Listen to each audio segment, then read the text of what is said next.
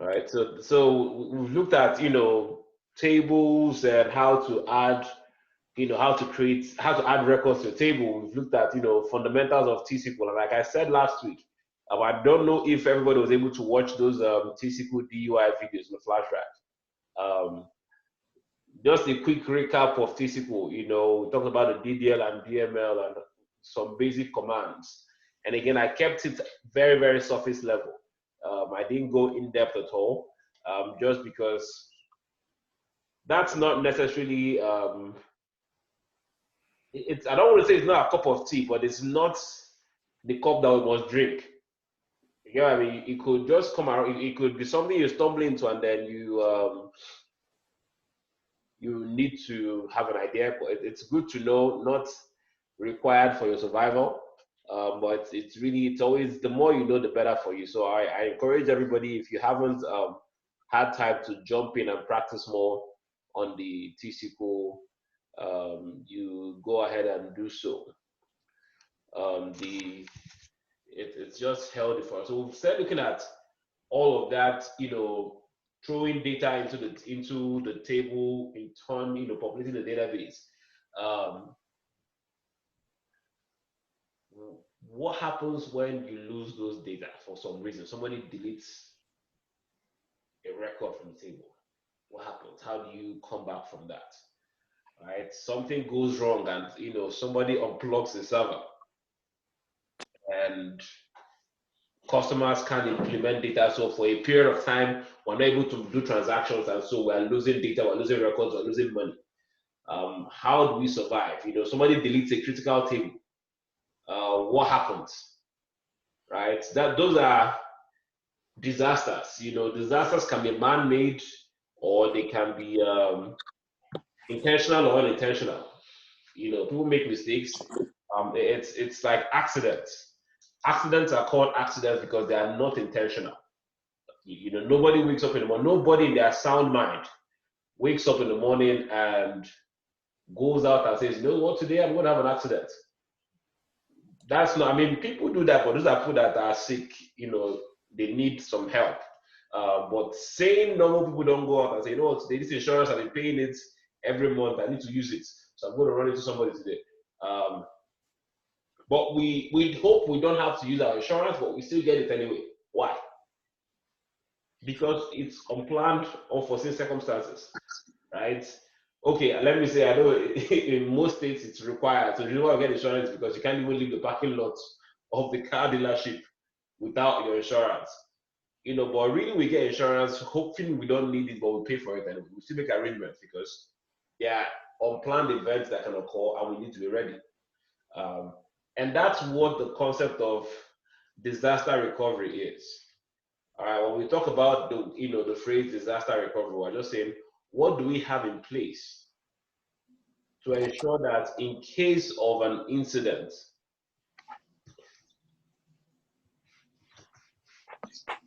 in case something goes wrong, what's our preparedness, what's our readiness, right? How ready are we in case disaster strikes? How ready are we in case something goes wrong? Because stuff will go wrong, right? Accidents will happen. Nobody plans for them, nobody hopes for them, but they are inevitable. And so it's really, really critical. When a company hires you to be their database administrator, that becomes your obligation. That becomes your responsibility to make sure that they have a plan in place. And that's why we have what we call the backups. Right? We have backups. What's a backup? We do backups all the time, right? Your phones are being backed up. Your iPhone, if you use an iPhone, periodically it gets backed up to the cloud. What's that backup for? What is it used for? Backup is used in recovery. Right, in recovery, just in case you lose something, you lose your phone, you lose, you're changing phones or something happens, you can recover your data from that backup, right? That's the whole essence. Backup goes side by side with recovery. So You take backups just in case if anything happens, you still have your records. A backup is just a copy of your information of your database. You're storing that away, preferably offsite, right? So when your iPhone backs up, it backs up to the cloud. They don't back up and keep the backups on the same phone. Because what happens if your phone gets stolen, if it gets destroyed, both your data on the phone and the backup is lost. But it's ideally they back up to their cloud. So even if your physical device is gone, they still have, you can still get it because it was the backup is located offsite.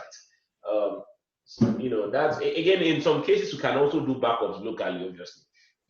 By local I mean backing up to the device that's holding the database.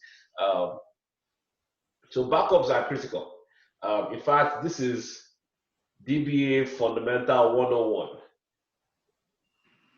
You have to have backups for database, especially your critical databases, especially your production databases, the live databases where transactions are happening.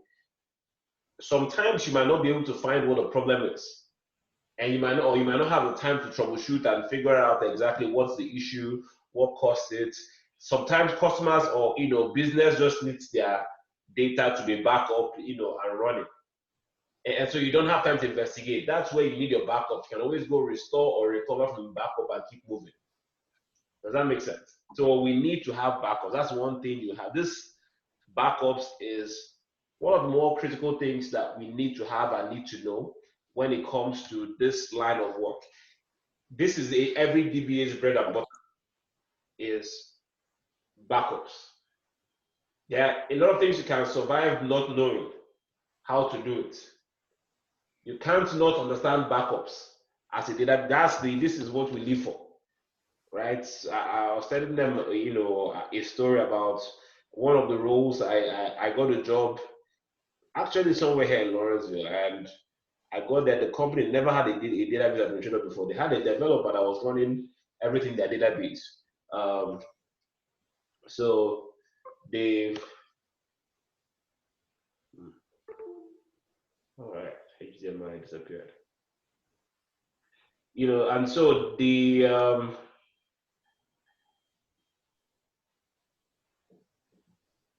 I mean,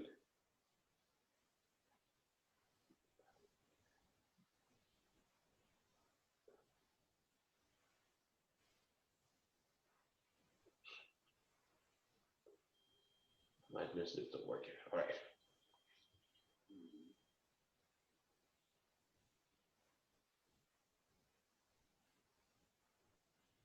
My screen is sharing again, right? Can I see my screen again? All right. So I was saying I got there. They never had a full DBA before. They had a developer, and so the developers are the ones kind of running everything, including doing the DBA work. Developers are not database administrators, so they didn't think of critical things like backups. And when I came on board, I realized there was no backups. My first or second day on the job, I told the director of infrastructure, you have to give me servers to do backups. If not, I can't work here. Because I know that's a setup for failure. If you don't have backups and what are you doing? Eventually, something is going to happen. There's something called Murphy's Law. Murphy's Law says that what can go wrong will go wrong. And so you want to make accommodations for accidents. You need to have backups. So that's again, I give you all of this to just emphasize the critical nature of having your backups. It's not one of those optional things. It's required. If you go into an environment and they don't have backups, you need to request for backups, whether they need to provide you storage to do your backups or provision new servers. But you need to find out, one of the first things you're looking at or looking for when you get into a new environment is, how do we take backups? What's our backup strategy? So that's important. So a backup is you're just making copies of your database. All right, there's 3 types of backups in SQL Server. 3 types of backups. All right, we have the full backup, differential backup, and transaction log.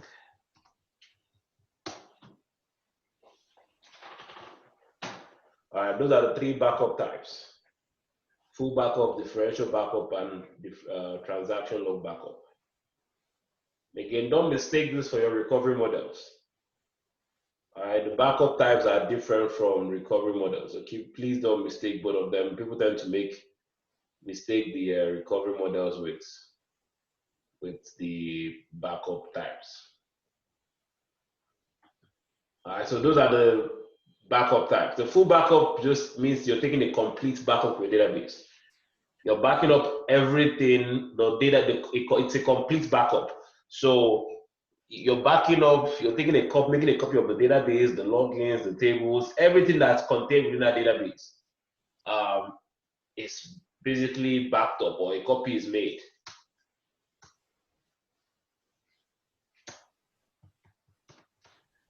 All right, that's a full backup. It's just complete, everything, nothing missing, nothing is left out. No schedule to it. It's a thorough, complete backup of your database. The next backup type is differential. Differential backup is basically, when we do a differential backup, we're talking about the difference from now. Before I say the difference in the other ones, keep this in mind. All the other 2 backups rely on the full backup. You can't do a differential backup without having a full backup first. You can't do a transaction log backup without having a full backup first. So the full backup needs to be in place for the other ones to actually work. Does that make sense? So that's the full backup is the foundation of all the other backups. All right, the full backup is the foundation. The differential backup is going to be checking for full backup. The transaction log backup will be checking for the full backup as well. So that's where you need to start from. That's always every time. If anybody's asking about anything, always remember that all of them reference the full backup. So even when you have to restore, you always start with restoring the full backup first, or recovering the full backup first. It's very, very, very important to remember that. All right, your differential backup is you making a backup of all the changes from your last full backup. All right, so assuming I had a full backup by 12 a.m. last night, and I do a differential backup every hour. My differential backup will back up all the changes. So everything that's happened between 12 a.m. and 1 a.m. is what will get backed up. It's not going to back up what was there before, the whole database. It's only going to say, okay, full backup happened by midnight. So I'm good there. Between midnight and 1 a.m., what have we done? What new things have happened in this database? And to back that up. All right, you do another one by 2 o'clock. Again, it's backing up all the changes from the last full backup. So the 2 a.m. differential backup is going to say, hey, we did a full backup by midnight. That's what has changed between midnight and 2 a.m. It's going to back up. So it doesn't care that you did a backup by 1 a.m. already. It's going to reference the last full backup. We do a differential backup by 3 a.m. right? So now we have 3 hours of differential backups. The 3 a.m. backup is going to check what has changed between 12 a.m. and 3. So whether I've done one by 1 and another one by 2, it's still going to back up everything. So the 3 a.m. differential backup is going to contain everything in 1 a.m., 2 a.m., and whatever is new before 3 a.m. Does that make sense? So that's differential backup. It backs up all the changes from your last full backup, not from the previous differential. From the last, every new differential will always reference the last full backup that will happen. All right, so differential backup is all the changes from the last full backup. So that means that every time I do a differential, it's going to contain any previous differentials. And that's why we say differential backup is cumulative. So again, let me just show you, maybe that illustration, let me put it graphically on this paper. So let's assume we do a full backup. This is a backup strategy that we use as our case study. Full backup happens by 12 a.m. This is a very hypothetical situation. It's not, it can be anything. So we have differential backup running hourly differential backups. And that's, so we have 1 a.m. 1 a.m. is going to back up all the changes between 12 and 1. Does that make sense? The 2 a.m. is going to contain between 12 and 2. The 3 a.m. differential will contain all the change between 12 and 3 a.m. All right. Hope everybody's following this. 4 a.m. is going to contain between 12A and 4A. And it continues like that. So in the end, you see that this 4 a.m. backup contains 3 a.m. and everything that was in this 3 a.m. and 2 a.m. and 1 a.m. are in here. Right? Because this backs up from 12 a.m. to 4. Everything, all the changes. That's why it's called differential. And differential is cumulative. We say it's cumulative because it accumulates. All right, so in differential backup, all you need is the most recent differential. I don't need the 12 a.m., 1 a.m., 2 a.m., 3 a.m. when I'm recovering. I just need to have the most recent one, which is 4 a.m. in this case. All right, the next, please, who is online? I want to make sure that you're following me. I see people here, but I want to make sure that you're still there. Yeah, all following. Right.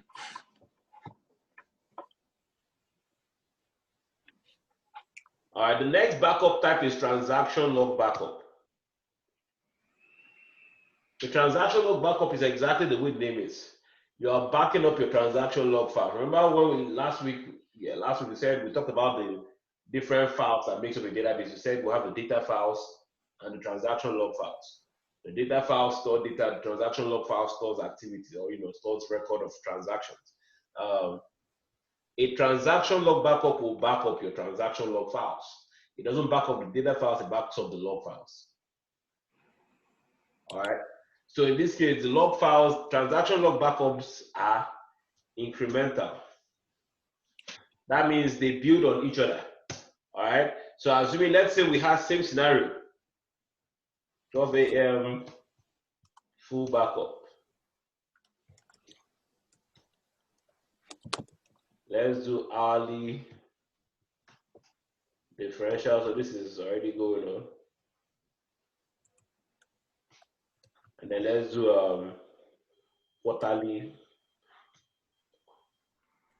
quarter of an hour.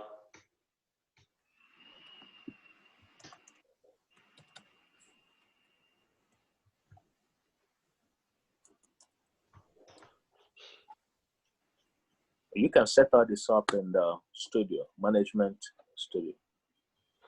What's that? So you can set up the backup schedule.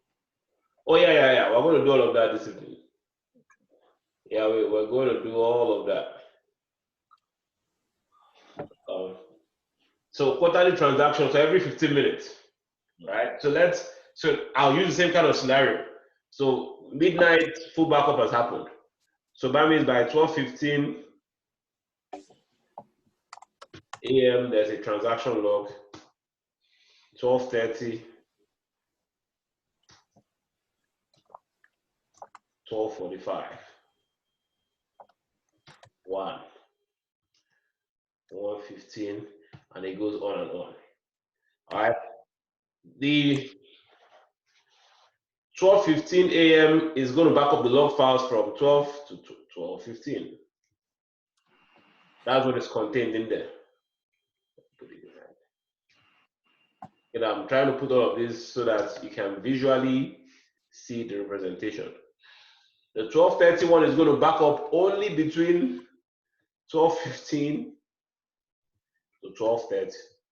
All right. So unlike the other one that backs up everything from the full backup, this one is backing up from when the last one stops to when it starts. Right. So this 12:30 backup is backing up between 12:15 and 12:30. That's the log file. Same thing here. If we come out to 12:45, that means everything between 12:30 to 12:45. Does that make sense? Yes. So that's so it's incremental. It builds on each other. While the other one is cumulative. Your transaction log backup is backing up your transaction files, and it's incremental. Now, my question to you all is this. Looking at this transaction log backups, can we do a transaction log backup if our database is in simple recovery, and why? Whichever answer you choose. Remember recovery models.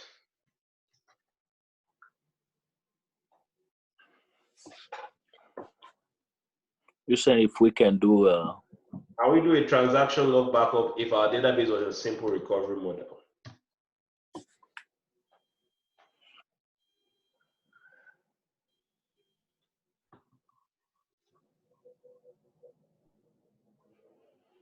And why? Whichever answer you choose, why? okay, which one is simple recovery? One of the recovery models.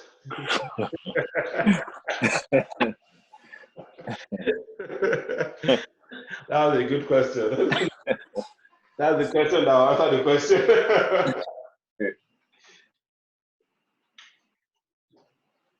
If you refer back to your notes on recovery model, Okay. look at the simple recovery, full recovery. What's the deal with them, and then let's see how does it affect what we're trying to do here.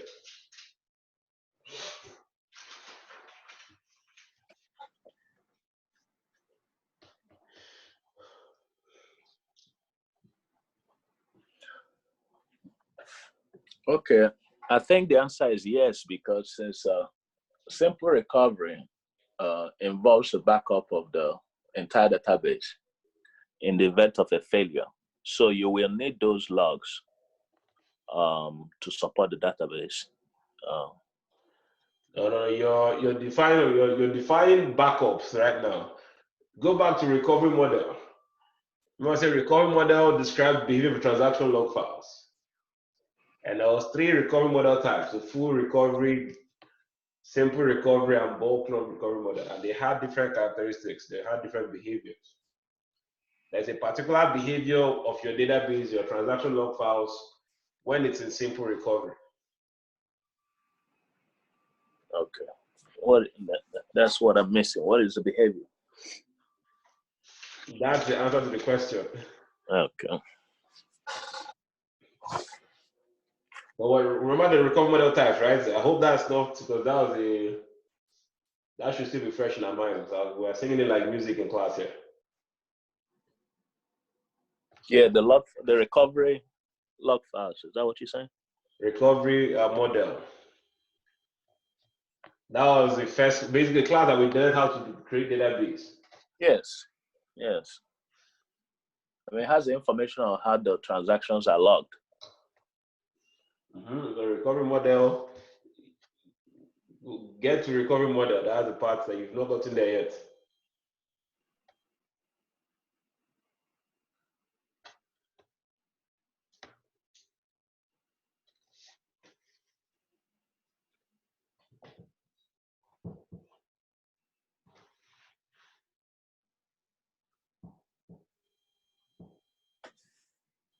I say recovery model describes behavior of a transaction log file. I said that, and I said by behavior I mean what gets recorded in the log files and how long the logs are kept.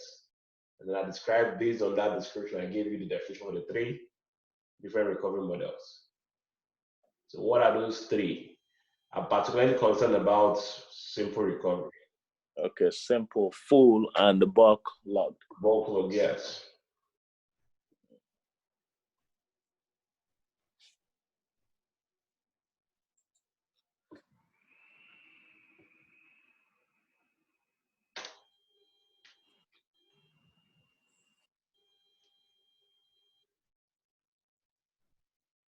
Okay, and the simple does not have any log backups. Yeah, why? Why doesn't it support log backups?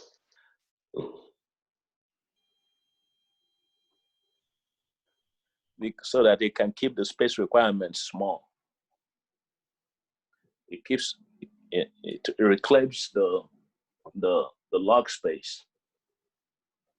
Yeah, that's the beauty of simple. What happens simple? You've not described simple recovery yet. So giving me the outcomes. What's the definition of simple recovery? That will answer these things. These things you're saying right now is explained in the explanation I gave. Okay. Every transaction record as well for duration of transaction. Okay. Say that again. Every transaction record as well only for duration of transaction. No point in time. All right, no point in time result. So if your database is set to simple recovery, it records every transaction in log files, but the log files are kept, those records are only kept only for the duration of the transaction. Once the transaction is done, what happens to the logs? Yeah. The log files are truncated. That's what we said, right?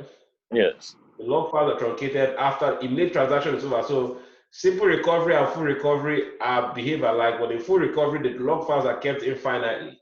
That's why we said you can use it for a point-in-time restore, because the log files are kept, forever till you manually, clean it out.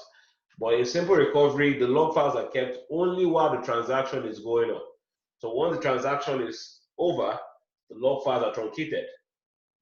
The log files are cleaned out. That is why when your database, if you're trying to do transaction log backup, because the logs are constantly being truncated, there's nothing. It's clean. It's clearing out the logs. The logs are empty.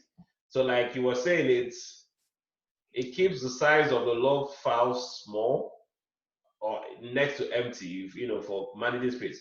But the real deal is, if your database is simple recovery, because the log file is constantly truncated, there's nothing to back up. You can't back up air. Okay. All right, that's where so that's why if your database is a simple recovery, you can't even do a transaction log backup. All right, so please, I need you to really go back and understand all of those recovery models. They are very, very important. Remember the illustration I gave you? I said, simple recoveries like men, while full recoveries like women. One does not forget anything. One is ready to forget everything immediately. All right, so that's why I'm trying to draw this reference here now. If you're doing transaction log backups, you can't do transaction log backups for databases in simple recovery. All right, and one quick thing that I want to show you. So likely you're going to be giving things like scenarios, backup strategies. Just like what we have up there. You're given a situation where they tell you, because this is what will happen at your job. More than likely, you're going to go in there, their backups already defined, and they'll be doing like a weekly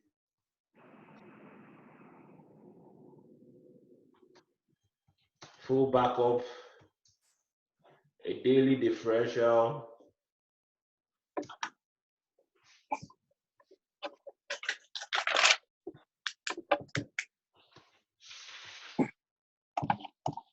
and hourly transaction log backup. So this is an example of this. Again, this is hypothetical. It could be anything. Different companies have different strategies that they use for doing their backups. Like you see, the first example I had, I was doing daily full backup and hourly differential and transaction log. This time around, the example I'm giving you is weekly full backups, daily differential backups, hourly transaction log backups every hour. So this is a potential scenario I prepared for you. This is a backup strategy for a particular environment. Today I was having a conversation with my boss, and he was walking me through our own situation. Our transaction log backups is set to run every 5 minutes. So again, different factors determine what strategy you use or you implement in your environment. But where I'm going is, we have our daily, weekly full backup, daily differential, hourly transaction log files. Let's say an incident occurs on, today is Tuesday. So Tuesday by 11:25 p.m. incident occurs.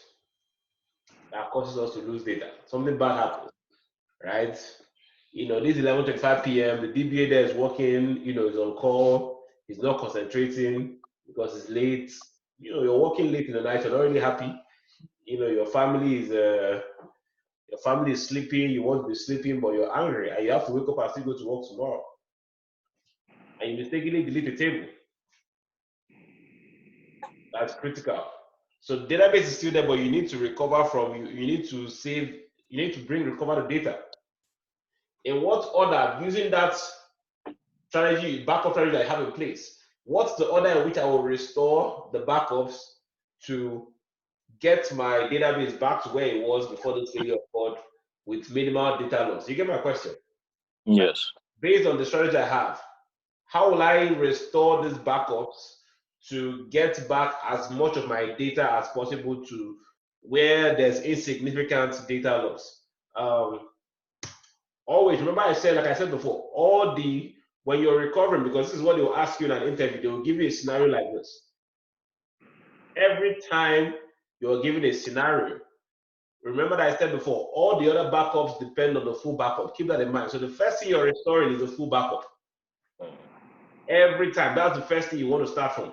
The other, you can't restore differential if you've not restored the full backup, because the differential is going to be looking for when was the last full backup taken. Does that make sense? You can't restore transaction log without referencing that initial full backup. So the first thing you want to restore is when was the last full backup. All right, let's assume this weekly full backup happens every Sunday midnight.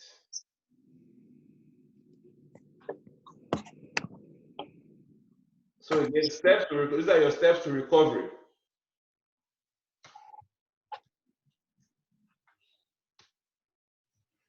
Steps to recovery. First one, restore most recent full backup. This is constant, right? This is step 2.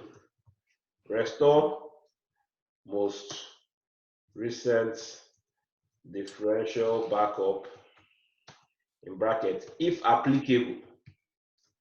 What do I mean by if applicable? You might have a strategy that they have only full backups, and like my environment, we're doing differential transaction log backups every 5 minutes. We're not doing any differential. Does that make sense? So you don't have to have a differential. You can have a full backup and transaction log backups. At my previous job too, same thing. We're doing transaction log backups and no differential backups. Does that make sense? So if applicable, then you restore the most recent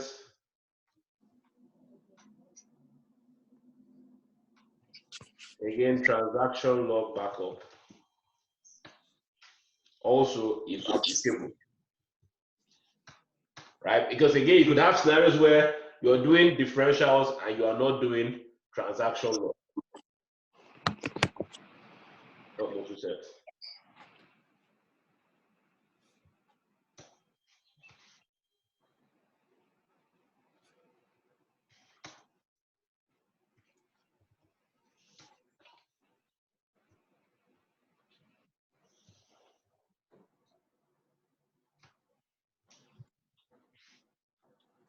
All right, does this make sense? Again, if applicable. So you might be in a scenario where you only have like in the example I just gave there, we have differentials. So I'm going to restore all the transaction log backups after the last differential, the most recent differential. But assuming there was no differential, I'm going to restore all the transaction log backups after the last full backup.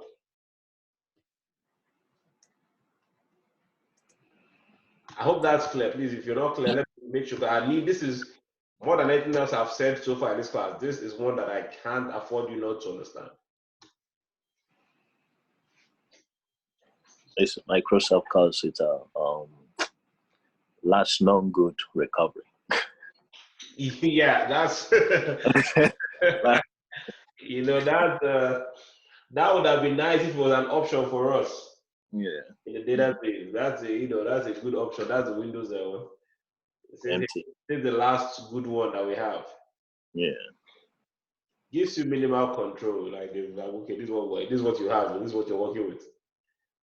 All right. So this is kind of like the step. So let's go back to this incident I described earlier. Right. Okay. We have our weekly full backup Sunday nights. We have our daily differential by 8 p.m. every day. And every hour we're doing a transaction log backup.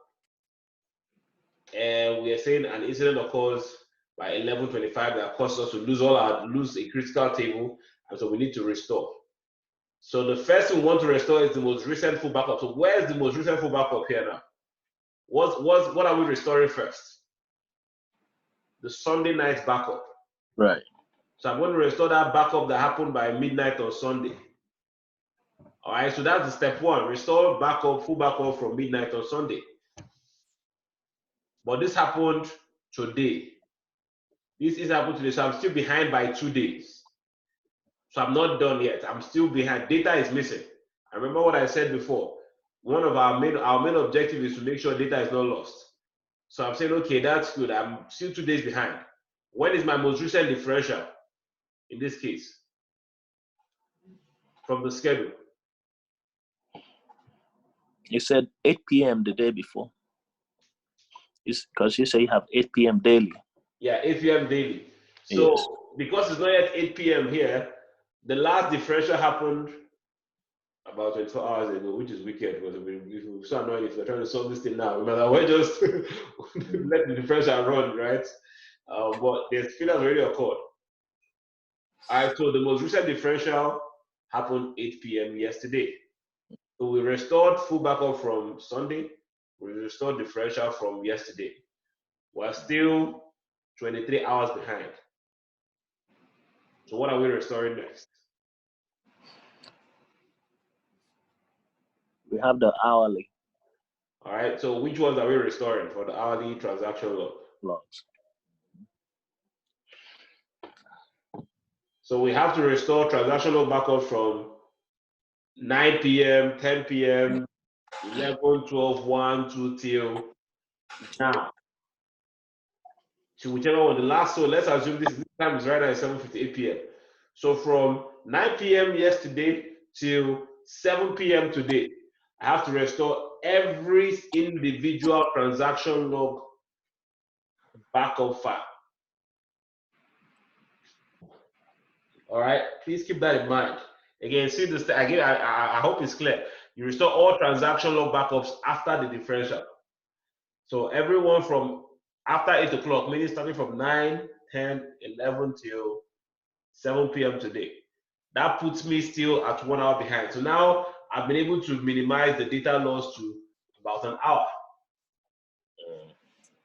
So instead of losing all of that data that would have been critical, that whole thing, now I can just hope that since this last hour is after hours, it's not been busy with, there's not that much data loss. But that's a better place to be than you completely lost the table and you can't get it back. Yes. So that's kind of how your backup transfer. So whether you're doing the certification exam or you're on an interview, some interviewers will paint scenarios like this. So this is what we have. How do you go about resolving it? How do you, given this scenario, you have a full backup, you have a differential, you have this. What steps do you take? In what order will you restore the backups to make sure that to minimize data loss? That's how you approach it. What's the most recent full backup? You restore it. Is there any differential backups? What's the most recent one? You don't need all the differential backups. You just need the most recent one because it is cumulative. Remember that. Please remember that.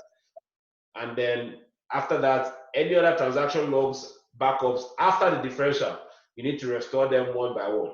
And please remember when you're doing your transaction backup restore, you have to restore them in the order in which they were taken.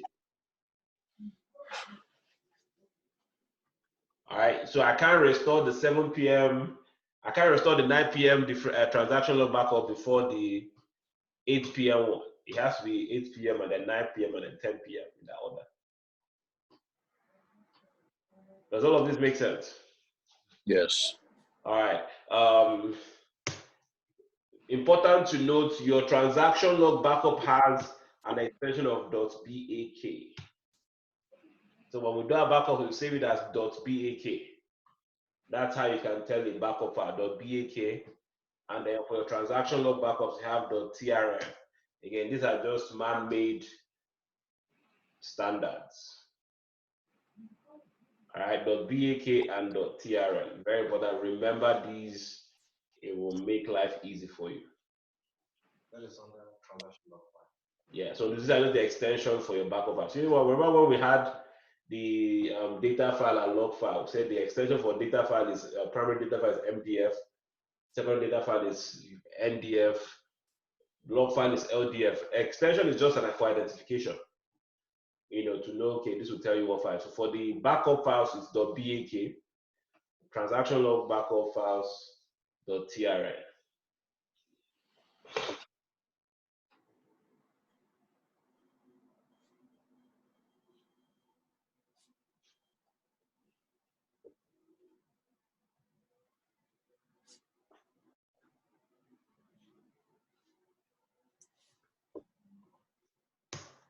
All right, let's go have some fun. Backups are easy to do.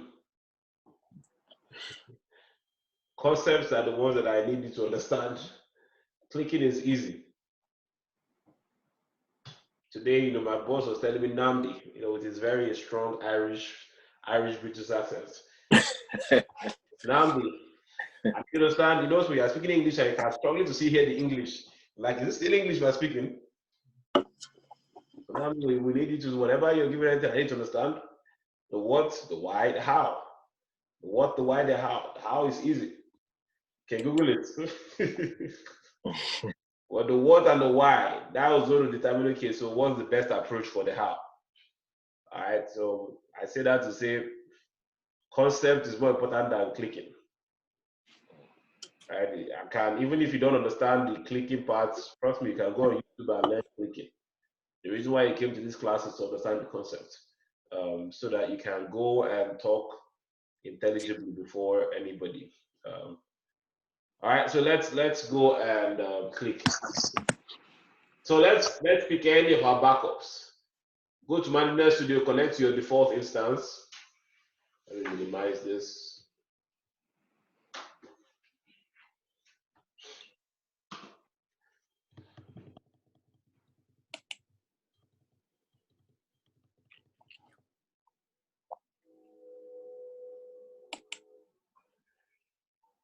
And where did Kingsley go to? Is he see here?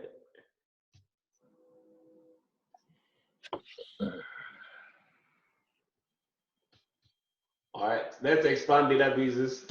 So manually, how do we take a backup? So let's take any of these guys and then back them up. So we're going to back up restore and see how that works. I click on my first database because it's the first database, right? Okay. I click on my first database, go to tasks, okay, and you see we'll have backup. Select backup. Easy. You can see your database name, you can see the recovery model, you can't really change it. Now see backup type, expand it, you see the full differential and transaction. You see it. All right, yeah. Just so we can test. Let's change this from full to differential, just to prove what I told you earlier. Okay. This from full to differential, and just go ahead and hit OK here. You're going to get an error. Look at that error message. Mm-hmm. You see what I'm telling you? Yes. Not perform differential backup. Please perform a full backup by reissuing the backup database command.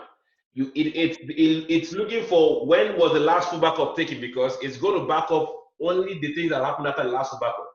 But now, because there's no full backup, it's saying I can't find anything, no reference points. Full backup first. All right. If let's do it for transaction log as well. Change this to transaction log again, just so you can, if you've seen is believing. Is that even really true? Click OK. Okay. Backup log cannot perform because there's no current database backup. Nothing. It can't see differential. It can't see full. all of them are looking for where is the full backup. Okay. All right, so it's very important to keep that in mind. So that's why when you're restoring too, you start from restore full backup first, then you can start restoring the other miniature ones afterwards. All right, so let's go back to let's do the right way now. Change this to full backup. Yeah. Now down here where it has the destination, it says backup to disk. That's what going to disk. You have an option. If I had like a URL, maybe like a cloud location or shared location, you know, I can change this to URL and then I can specify where my backup should go to. All right, but mostly what you're going to see is backup to disk. If you do URL, so here if I hit add, I'll have to put the path. All right, so that's the difference. So, but let's put this back to this. This is what you're likely going to be doing. So you're backing up to probably a network storage somewhere. All right, now you see the backup where it's going. Can you see the path that we created it during installation, this default backup folder? Yes. It is the way it's .bak, my first database .bak. That's the backup. But let's do this let's put this thing we're running by ourselves. So let's go ahead and remove this just for practice. Okay. All right, so now I need to specify where do I want this backup to go. Hit add. Okay. You see again, it defaults back to the same place, but let's go all the way. So hit browse, that browse button, that 3 dots. So now you can choose where you want your backup to. All right, even though it's pointing to this location by default, you can change it and go somewhere else if you want. Okay. But, so what we want to be, this is where we specify that I want the backups to go. So this backup folder. So here, go ahead and name it after your database. It's preferable to name your backup after your database with a timestamp. All right, that's what I mean. My first database. So that let's say I'm not around today, even though I'm the main DBA, right? But I have to work from home. I have an emergency. I can't show up, and there's an error, there's an issue, and requires one of you, my teammates, to restore this backup or recover this database for me from backups. Right. If you go to the location where our backups are, you can tell, okay, my first database is having issue. That's the backup I need to restore in my first database with today's date. But if I just name them backup 1, backup 2, backup 3, backup 4, you don't know which one belongs to which database. All right, so the name should help, it's ideal to name your backups after your database. And then I'll put a timestamp. So today is 02/04/2020. Every day I still think I'm in 2019. .bak. All right, so you see what I did there? 02/04, that's 4th of February 2020. Yes. Guess what now? When Mr. Steven goes in to help me do this backup, even if I have backups from Monday, Tuesday, Wednesday, Thursday, Friday, you know exactly the one you need to be restoring from because the date is specified there. Right. All right, so it's important to always do the timestamp thing. Now, if you don't follow this naming, it's going to work. It won't fail because you didn't name it properly. It's just that it might be useless when you need it. Yes. So naming is important. So I'll go ahead and hit OK here. And then I'll come here and hit OK again. All right, so now we've chosen the destination for our backup files. Now go to backup options to the left, third option to the left, backup options.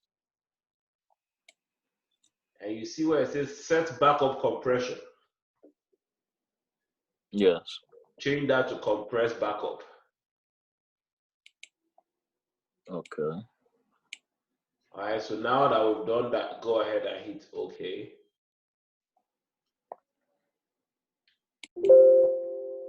Backup successful. Successful, yeah.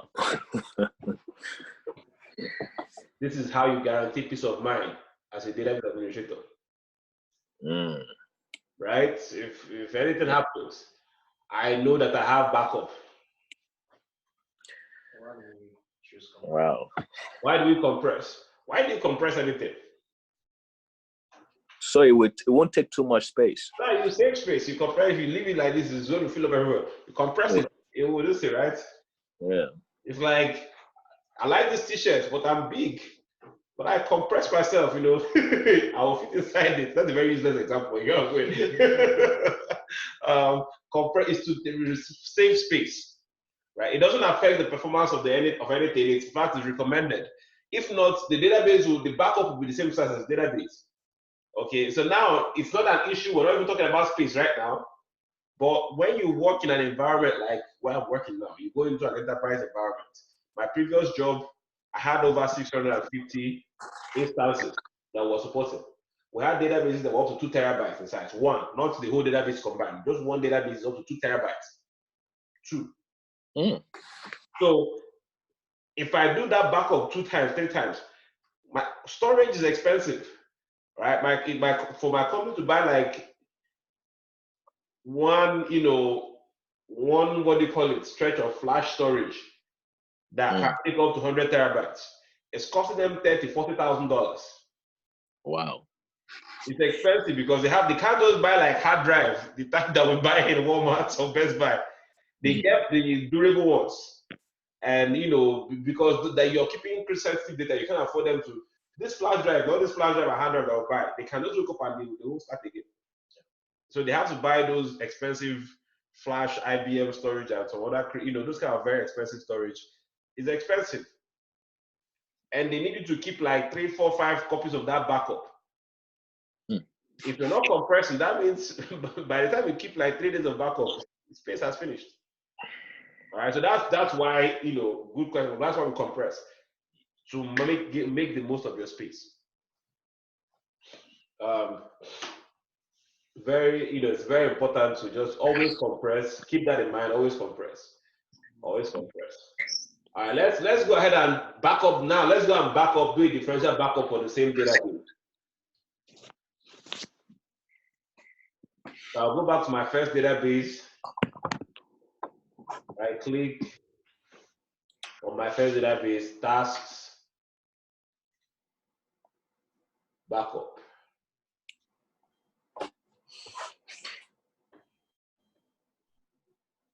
This time around, I'm going to change it from full to differential. Okay.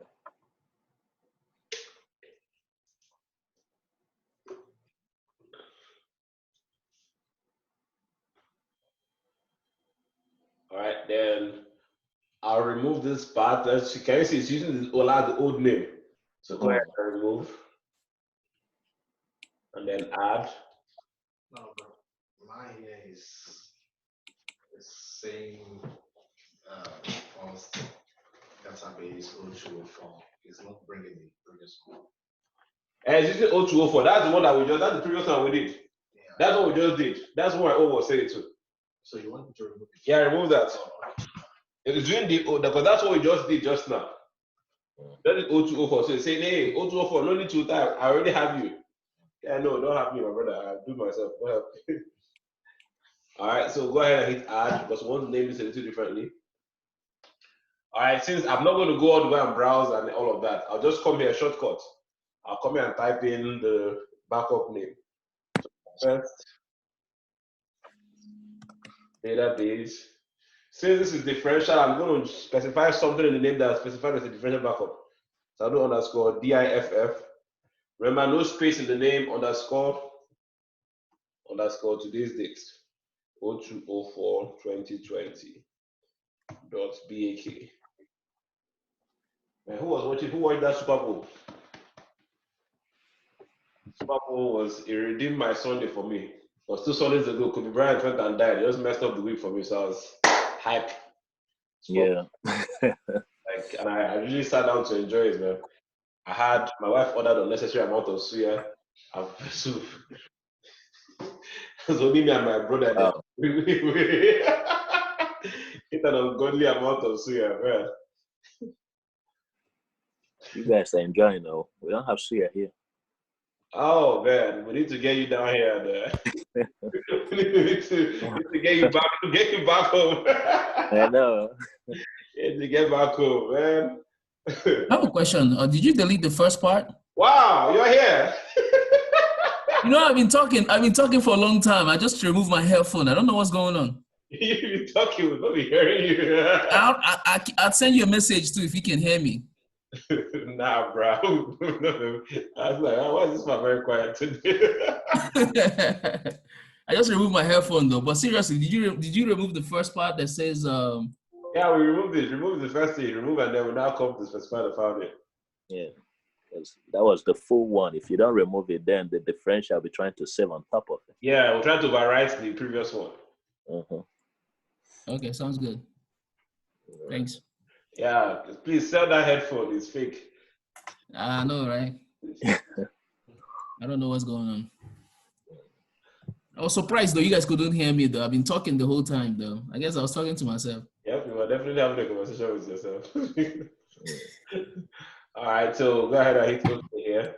So again, differential. Can you see where I named this? Very important. See the naming. Again, go to backup options and compress. Always compress. Always compress. Okay. Always compress. It's you don't lose any quality when you compress. You save space. It's a good idea. In fact, this is an aside, but I've had, in previous jobs, so the older versions of SQL Server from 2008 and older didn't have this compress feature.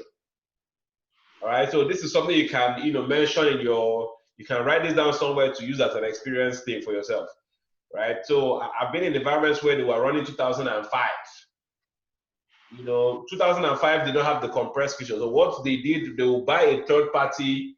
We purchased a third party tool for backup, that helped us do the compression.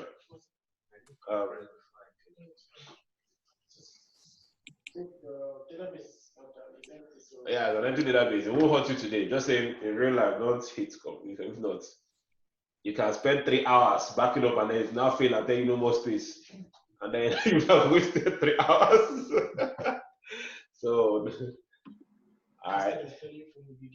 Yeah, you start and see the dynamic is all those old, some of these versions. If you're using some third-party tools to do your backups, they will normally when you're doing it direct from here, if there's not enough space, it will fail immediately and tell you insufficient space. For some versions of SQL Server and there's some tools will start the backup first. It doesn't reserve, they will start backing up until they run out of space. And then they will fail 2.5 hours into the backup and say, oh, sorry, there's not enough space. So you don't want to deal with that. Space is a major concern when it comes to backup because you're just dumping backups, you're just making copies of things and dumping them somewhere. All right, so go ahead and hit OK here. And I need to learn my lesson with Super Bowl and stop talking, and that's how that Atlanta Super Bowl, I was making noise up and down on social media. No, we were destroying the Patriots today, only for them to blow the lead. Before the first power, I feel like today Patrick Mahomes is going to become, he's going to be a legend. He's going to throw this ball everywhere. He's going to win. The first 3 quarters, the guy was playing like, I'm like, hey, this guy don't bomb my cable after my running my mouth. But he came through last final quarter. You think my family member was playing in the I'm happy for those guys, man. So now looking at the my first database, where do you go to see the these backups we just did? That location you backed up to is right there, Chile. We're going to go there in a moment.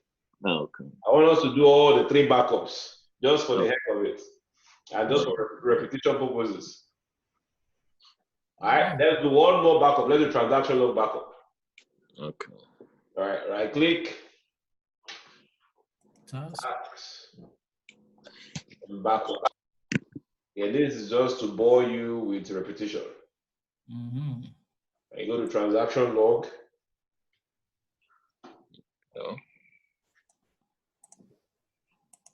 Again, see how it's naming it differential DIFF? You have to remove that because that's not the name we want. Hit add.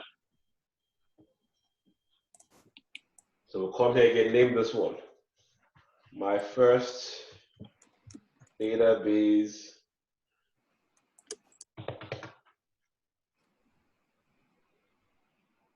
called this LOG.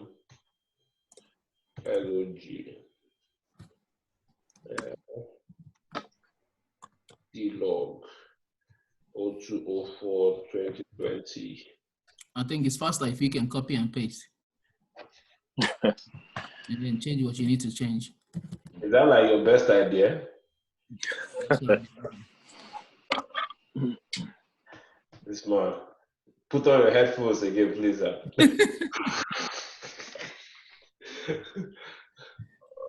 All right. The one for, no, you just said BAK. Oh yeah, sorry, that's true. Thank you for bringing us. Casey's fault. That's confusing me. Yeah. I was doing very fine before he removes his headphones. good catch, Jess. Good catch. See what you're causing. Just confusion about that. All right, so my first database. At least somebody's paying attention. I'm very proud of you, bro.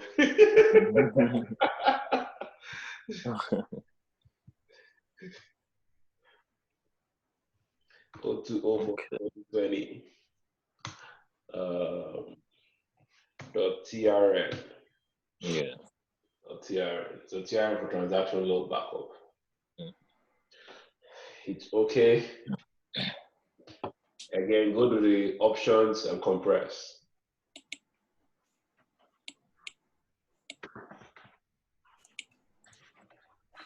Before you hit OK, come back to this general. I want to show you something. Well, not necessarily show you something. I want to give you something to do.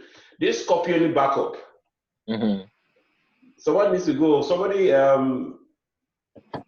research on what it is. And when do you need to do copy only? When do you select that option? Can take a screenshot of it. Tell me what. I got post it for me on the Slack, please. Copy only backup for the weekday class. We'll discuss on Thursday, or basically you will share with me on Thursday under what circumstances do you need to do a copy only backup. Okay. Yeah, so it's pretty straightforward, but it's good to know. Very important technique to know. And it's something you can just throw around randomly in an interview to kind of distinguish yourself. All right, go ahead and hit OK here. All right, so that's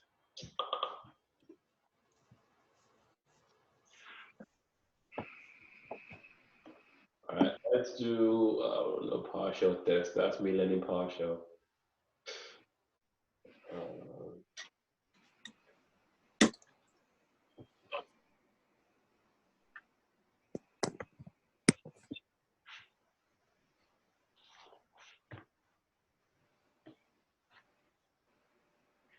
Let's see if I remember how to do this. Alter database set recovery model.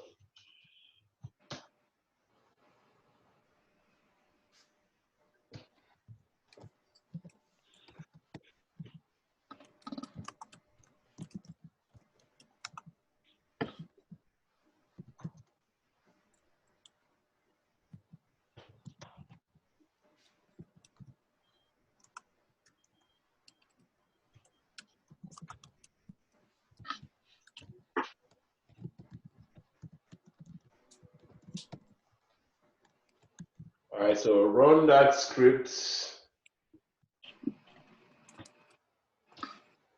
or manually. Just type all the LG there. So what does that look like? What do you think that query is doing?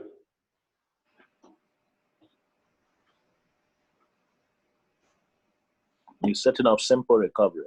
I just changed my second database recovery model to simple recovery.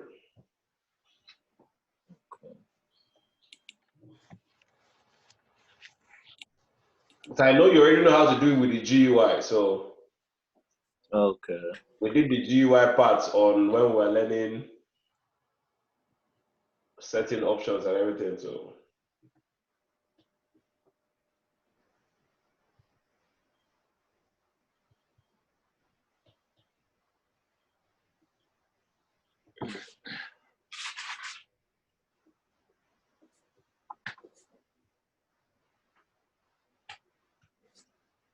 put the query on Slack if you need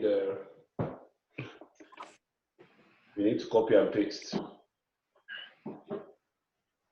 Or if the query is difficult like that, just let's do the GUI approach. You have the boot options. If I click on my second database, go to properties, go to options. I say recovery mode here is set to simple because of query. So change just from full to simple. Okay. Simple. And it's okay.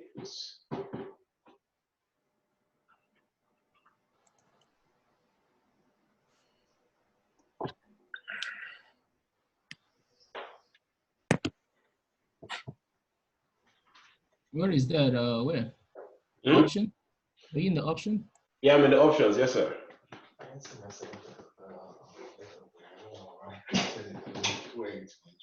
You can't see your second database. Create it. Okay, I see. Yeah, just go ahead and create a new one. If it's not there, create it. It's a simple. Yeah. Properties options. Then go to recovery model, change to simple.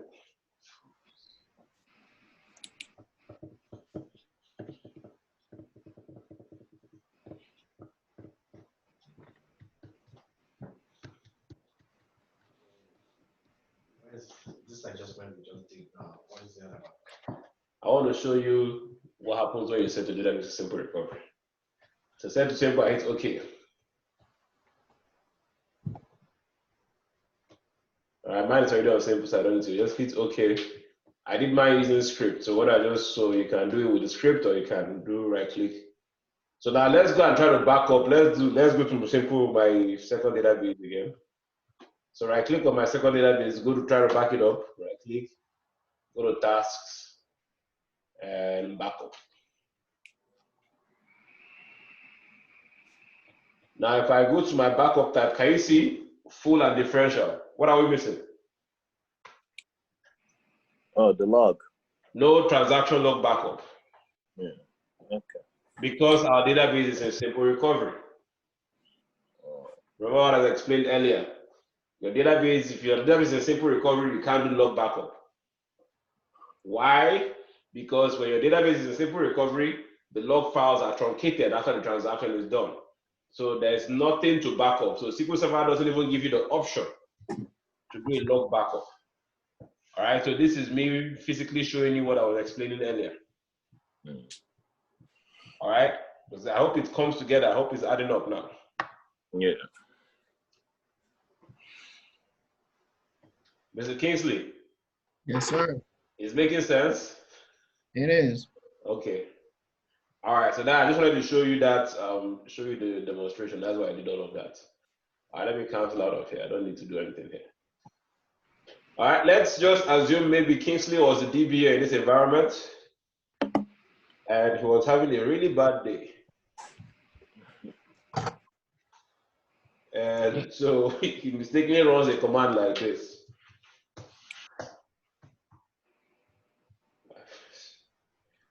This is where you say, don't try this at home. This is don't try this at work. Don't try this on your critical production. In fact, don't play like this on your actual work computer before you mistakenly run something. You think you're not running it. So I execute this. What does this do? This drop database is going to completely delete my first database, right? So Mr. Kingsley has run this database. Can you see my first database is gone? And then he realizes that Thunder is about to fire him. He decides, oh boy, what do I do? He remembers he has backup, right? And he decides to quickly go and recover using the backups. Now, if this happens to you in real life and you mistakenly drop a database, don't wait for them to come and fire you in the morning. Just leave your laptop and turn off your phone. Except you have like implicating information on your manager. So since I already dropped mine before, so it's showing an error. Oh, cannot you're not drop and already dropped database. did that before, right? Yeah, you had that issue. You had that issue. Which database you have backups for? For now, second one. Okay, you have backups for your second database, right? Yes. Yes, you can go ahead and drop your second database. Okay. Yeah, so it's I just want to show you how to recover from the backup. That's all. Sounds good. I'm still getting an error. So it's probably your command. Then check your command. Check your spellings. Check your database spelling, the name of the database, and then make sure you're on master database on top. Make sure right here you're master. Oh, it's not. It's on my second base, the database. Yeah, change that to master. It's like you're telling my second database to commit suicide. I should kill himself. You can't delete the database when you're in the database. Do I have to refresh before I do that? No, after you do that, you have to refresh to see the effects.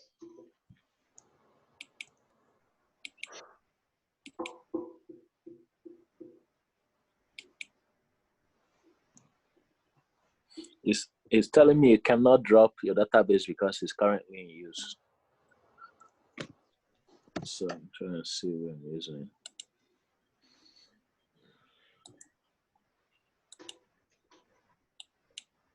If the drop, if it's not working with the drop, just right click on the database and delete it. Oh.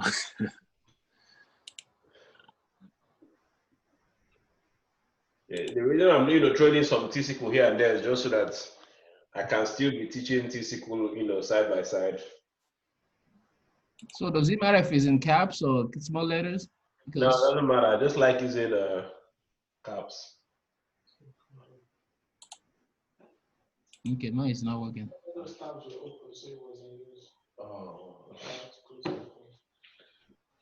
Okay, when you right click it when you click to delete, then it said you have options. Select delete backup and restore history information for database. So I want to uncheck that, right? Yeah, so just see, this is this delete backup and restore history information. You don't need to uncheck it, that's fine. Oh. Check this in case you're saying you have you're using it somewhere, close, check the second one as well. Okay, so if I delete history, it's not the actual backups. Oh, okay. Yeah, just the logs for it. Yeah, it's not going to do the backup. Okay. Okay, yeah, it should be good. Okay, mine is gone. All right, excellent. So let's recover that my first database, or in Kingsley's case, my second database, from the backup. Mm-hmm. All right, so if we go to databases, Mm-hmm. right click, again, right click is our life, and go to restore database. Cool. So remember the order of recovery. You have to restore the most recent full backup first, and the most recent refresher in that order. So we're kind of going to follow, we're going to just use that same approach. So restore, so I'll go to device, and then we'll go to the location for our backups, where our backups are stored. All right, so if you browse, and then add. Okay, so this is making it easy for us to do, because if we backed up to our default location, we don't have to browse anything. We don't have to go anywhere.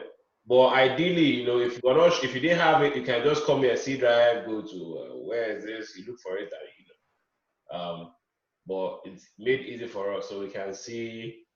So again, so these are all our backup files.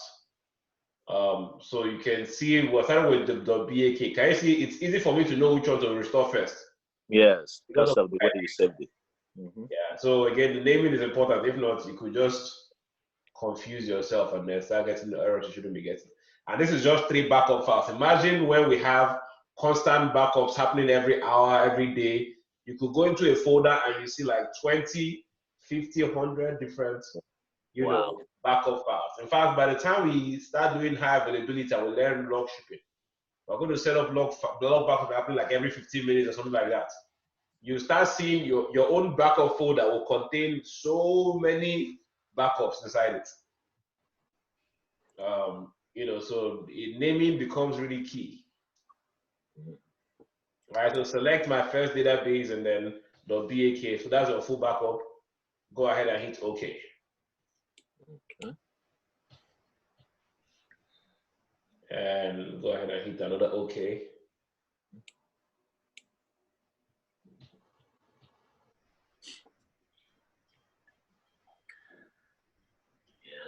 All right.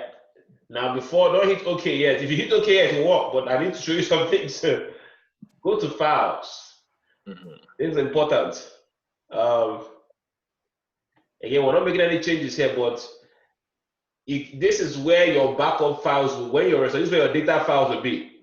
Now, this is going to the right place because we're restoring to the same server where the backups were.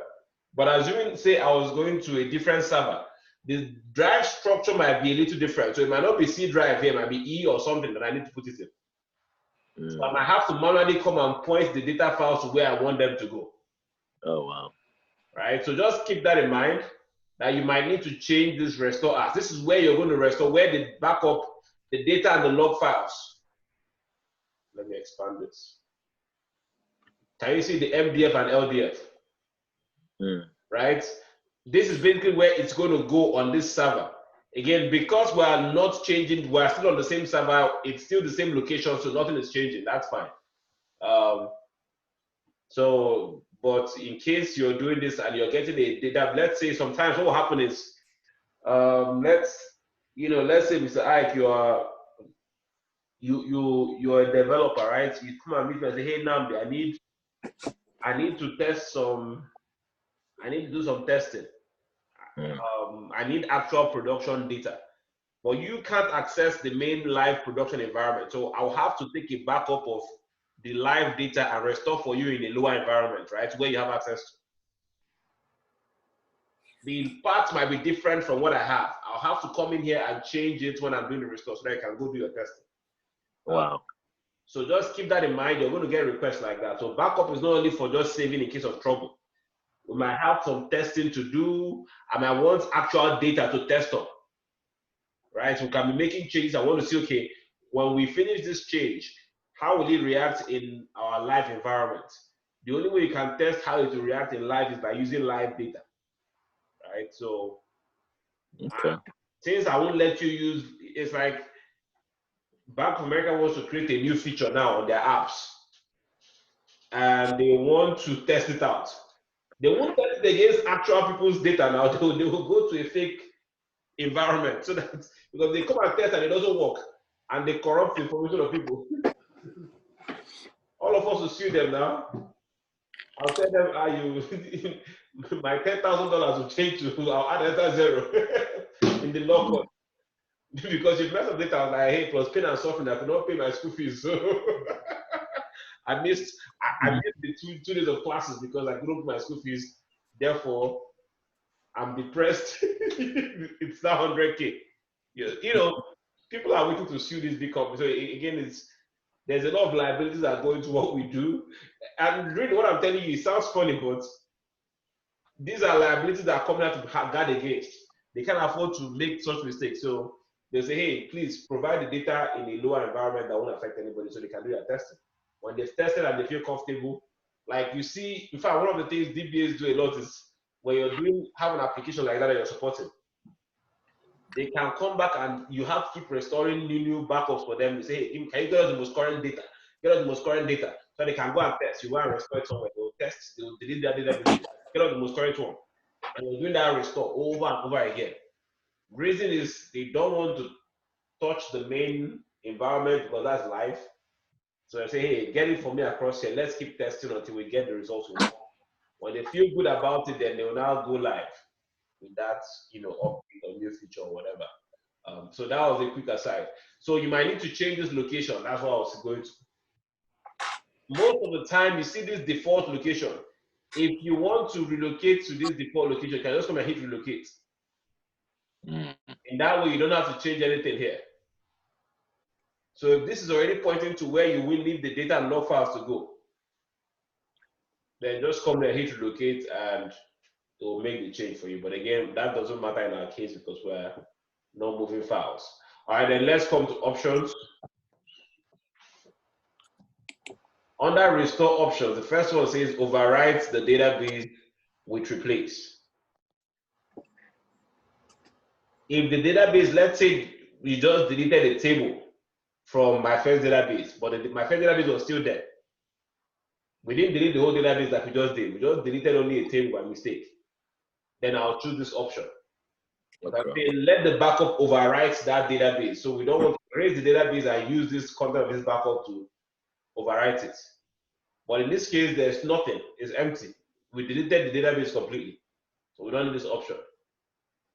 This second option will do, if we have replication configured, this will preserve replication settings, but we don't have replication configured, we don't let replication yet. Remember restricted user? We talked about restricted user when we did database configuration. If I just wanted this to remain in restricted users, I will choose this option. So again, none of these apply for now. The next one is restore states or recovery states. There's three options there. There's restore with recovery, no recovery, and standby. All right, recovery, no recovery, standby. The names don't relate to the reality. Your database by default is in recovery state. That means it's healthy, it's accessible. So right now, all of this, my second, my third, all these databases up here, they are all in recovery state. That's the default state of your database, where it's accessible and everything is, you don't need to make any, it's accessible basically. The no recovery is basically saying the no recovery and the standby options, you use them when you have additional backups to restore, right? So like after I finish restoring this full backup, I still have to restore differential, I still have to restore transaction log backup.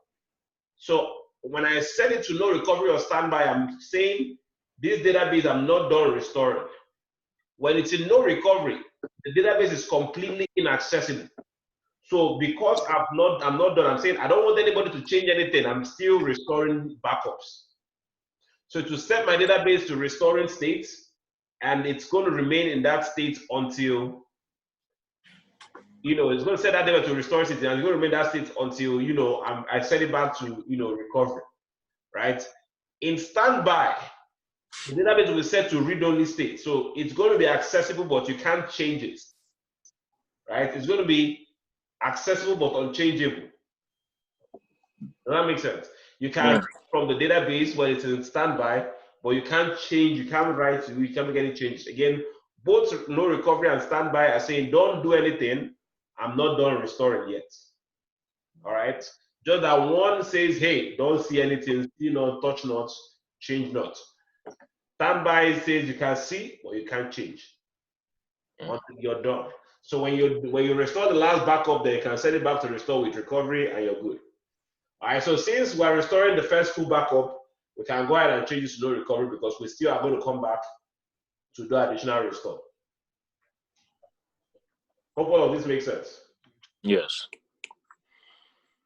All right, so whenever you have multiple backups to restore, always start with no recovery or standby, depending on what you're trying to achieve. So I'll restore with no recovery first, I'll hit OK. Then OK. Can you see my first database? Can you see how it is now? It has brought it back, but it's saying restoring. That means I'm not done. So if anybody externally connects to this database, they'll see this database in restoring, they'll think I'm actually restoring something now, but it's just a state. It's not really doing a restore, but saying, hey, don't touch anything. So if I try to access this database, if I try to expand this, not accessible. Can you see that? You can't do anything to it. So until you're done with your restores. All right, so let's go ahead and restore the differential. You good? This is a new laptop. I don't know why it's hanging. No, it's not hanging. It's sounding like update here to the last. No, it's starting out just. All right. As long as it's not a Windows or operating system error. Okay, it's down. Oh, it's slow. Yeah, it's an laptop. Which one is that? What's your own make? It's level. The same thing. I don't know. I think your own is higher than this one. We're going to new or Which refurbished? one is refurbished? Okay. I7. Yeah, I was expecting it to.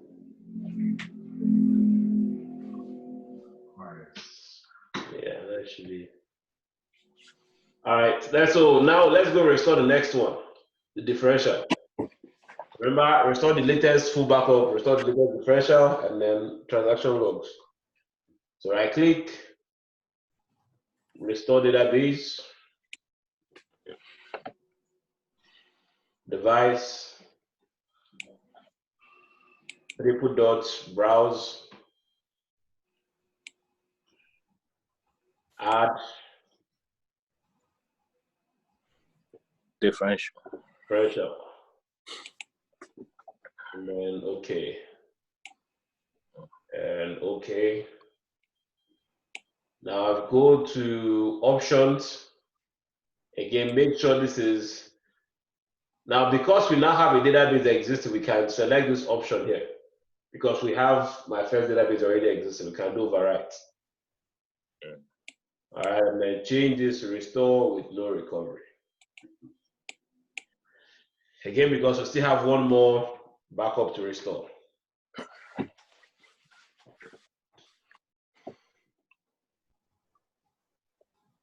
And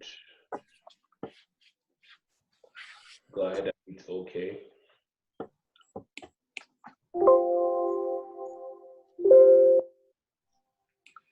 Database restored successfully. Again, you can see it's still restoring. Mm-hmm. All right, let's do the last one. Right click, restore database,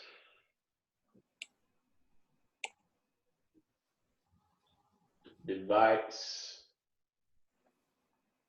browse, add.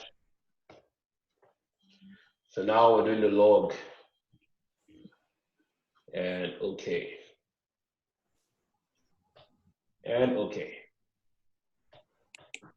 Go to options, overwrite. But this time, because this is the last one, we're going to take it back to recovery. So basically, I said after this restore, let the database be accessible to everybody again. Okay. So we leave it in, this time we leave it in recovery, and we hit OK. And OK. And everything is good again. Wow. I can guarantee you one thing. If you become a DBA, you will do this a minimum of 1,101,999 times. You're going to back up and restore for sure. There are certain things I teach this class. I'm like, you may not use it. This is not me or may not. You must do backups, do restores. That's mandatory. If you do 3 job interviews, there's a 57.9% chance. Don't ask me how I did the calculation. That's you're going to talk about backup. Everybody does backups. Everybody backs up. Everybody does backup. Like you might not do one thing or do the other, but see, backups are a standard. The same way you can't drive, you can't leave the parking lot without insurance. You can't do database work without backups. It's impossible. It's not possible. You have to have redundancy. You have to have your backup somewhere. You have to have backups because accidents happen.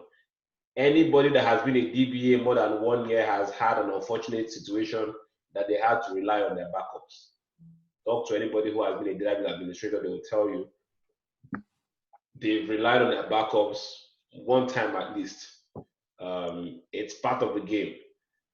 So please make sure that you're familiar with one, the concepts, the different backup types, and how to actually do them.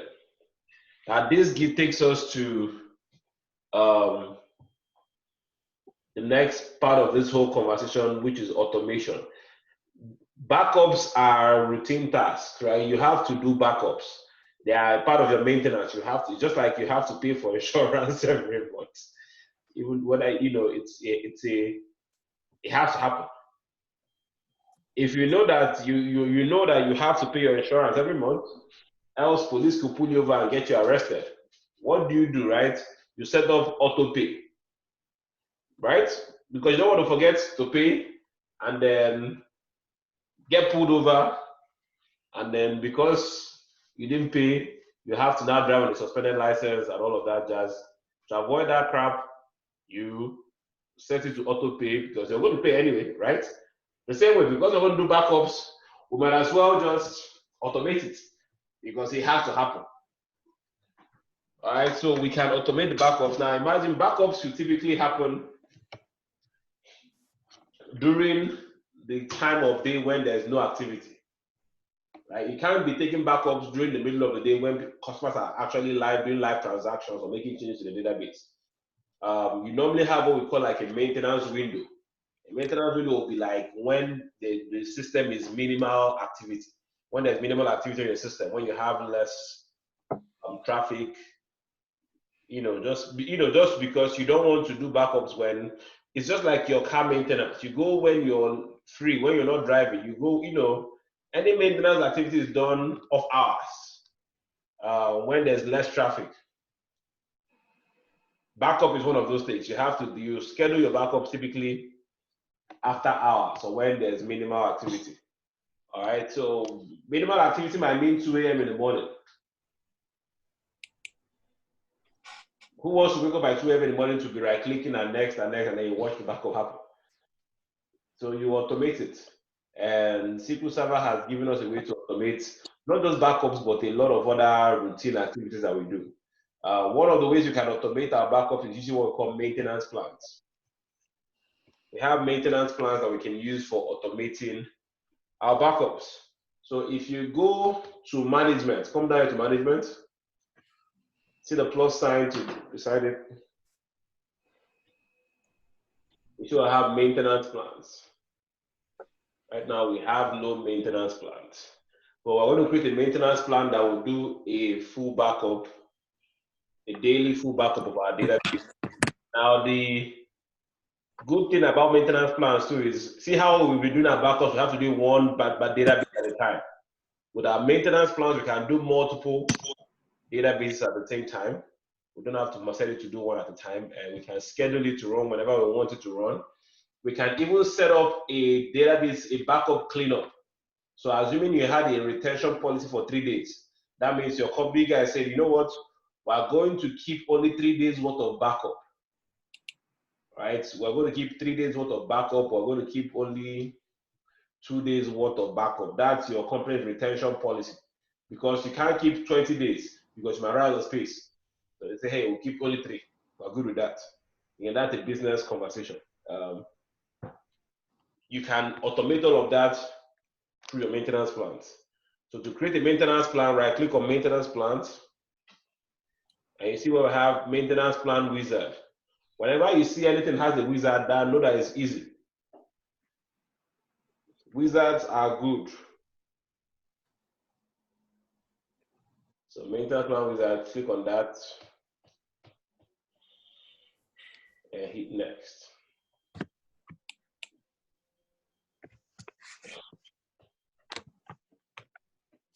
So again, remember, naming has to be friendly, it has to be easy to understand. You need to know what it's doing. So this maintenance plan, we want to do a maintenance plan for doing daily full backup of all of our user databases. So that's what we'll name this database. That will name this maintenance plan. We'll call this daily full backups user databases. I don't care. This is just to look like an ugly.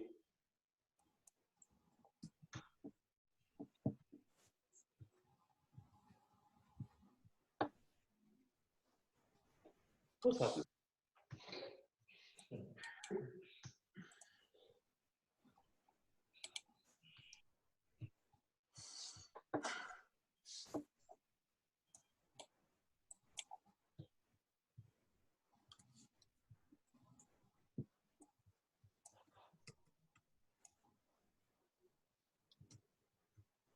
All right, daily full backup user databases. All right, so now we go ahead and assess. See where it says schedule. Right now it's not scheduled. We need to create a schedule. How often do we want this to run? We said every day. So go ahead and change. See what we have change. Like change. Change is coming to America. Change. Click on that change. Now see the option we have recurring, we have one time, we have whenever CPU is there's different conditions. One is to be a recurring process. One is to run every day, so it recurs on a daily basis. So instead of recurring, make sure this is enabled. If not, it will not run. Frequency, there's weekly, you see there's daily, monthly, and what have you. We want this to run daily, right? That's what we said. We record every 1 day. Once, at what time do you want it to run? The time right now is 8:57. Let's set this to run every day by 9:05 so that we can see it run one time today. 9:05, changing from AM to PM. Mr. Kingsley, please use your own time. You know you're not in the same time zone with us. The equivalent of 9:05. Just go over the hour by 5 minutes. Over the top of the hour.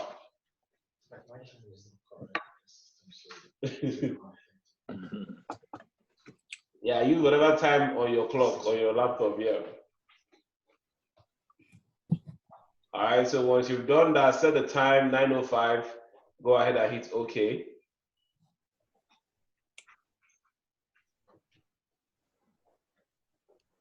All right, now hit next. So you see all the different maintenance tasks that we can accomplish, right? It's not just backups, but you see we'll have the backup tasks, backup full, backup differential, backup transaction log. We want to do full. So check the full backup and hit next. Or not just full backup, we also want to keep only 3 days worth of data. So go to maintenance cleanup. Select maintenance cleanup as well. You're not having a lot of good luck with computers. All right, go ahead and hit next. All right, so this is important here. In what order do you want it to run? Do you want the backup to run first and cleanup to run afterwards? Ideally, that's what we want. We want to do the backup before we do the cleanup. But in some cases, you might not have enough space. So maybe your space is almost out, so you might need to delete an old backup before you do a new one. In that case, I can do cleanup first. I can come here and do move up. Can you see that? Okay, so now that means the cleanup will happen first before the backup. Or move it down. Let's leave it as move down. Just wanted to show you that part. All right. We're good, right? Mm-hmm. So hit next. So you see the select the databases that we want to backup. So click on that, select one or more, click the drop down. We want to do all user databases.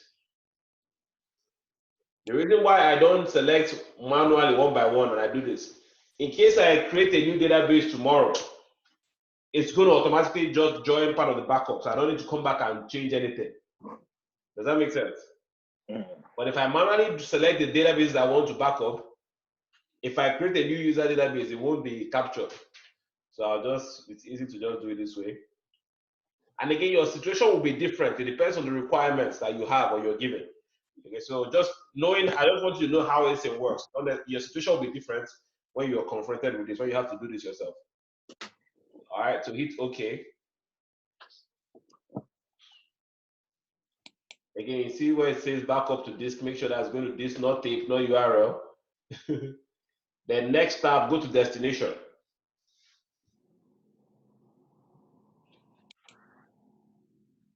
All right, you see where it says create a subdirectory for each database. This is important. So it's going to go to this location, this backup location. That's what we want. But when we select this, what it will do is it's going to create a folder for each database. So for my first database, it's creating my first database folder, and then every day it's going to put the backup inside that folder. So my second database will have its own folder. All the my second database will go in there. My third database, all the backups will go in there. And then go to options. Let's go ahead and compress. Go to options, compress. Always compress. All right, hit next. Now this is the cleanup. So we need to specify cleanup task. All right, so we're doing cleanup backup files. Make sure this is backup files selected. So it doesn't delete other things that are not backups. Then where should you go and delete from? We'll point this to the backup folder. So you see the browse button there. Browse. Go to C. Go to MS SQL. Remember, that's where we put this in. Default. Backup. So now click on backup. You see it wants to populate this part for you. It's okay.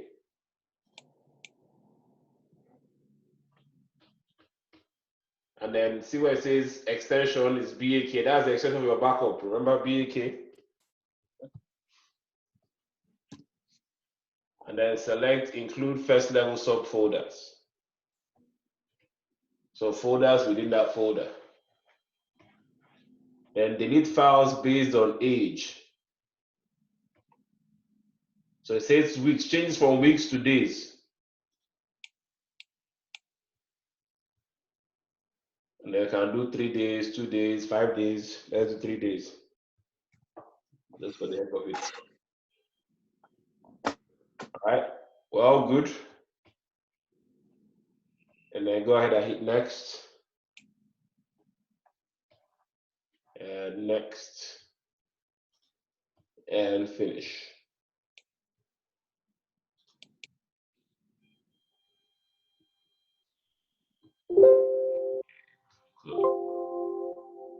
All right, so it's 9:03 here. In the next 2 minutes, this backup is going to run by itself. We're not going to see it running, but we'll see the results. So let's go to that default backup folder. That will, so that I can see the, if you go to your C drive,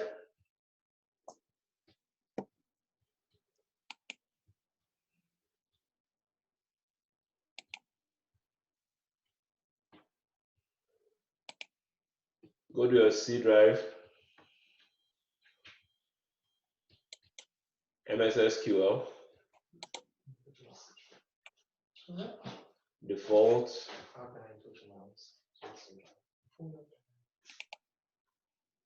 So you see backup right here. Go in there, continue. So right now, you see these are the backup files we took before. So the ones for the ones, these are the three that we did earlier: the full backup, the differential, the transaction log. You see them? Mm-hmm. Yeah. So the next 1 minute, the other ones will run, and we'll see all of them in here now. Okay. And so going forward, every day, as long as your computer is on by 9:05, it is going to take. Yeah, it just happened. It just happened, right? Yeah. Yeah, and this is to happen automatically every day by this time. And then by the time you get to 3 days, on the 4th day to delete the oldest ones, and to keep only the latest 3 days. All right, 9:05, it should be done.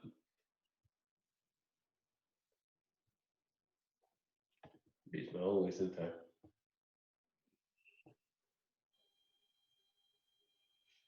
Back up, where are you?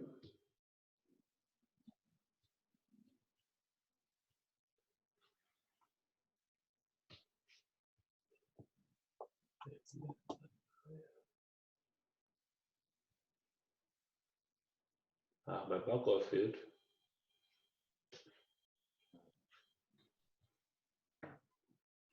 Why?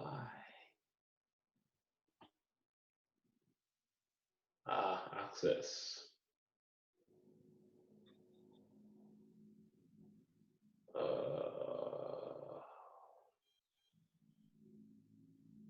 All right, I think I know what's going on, but I have to restart my computer. I don't want to do that.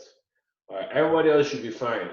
So make sure you enter this location. You should see your backups.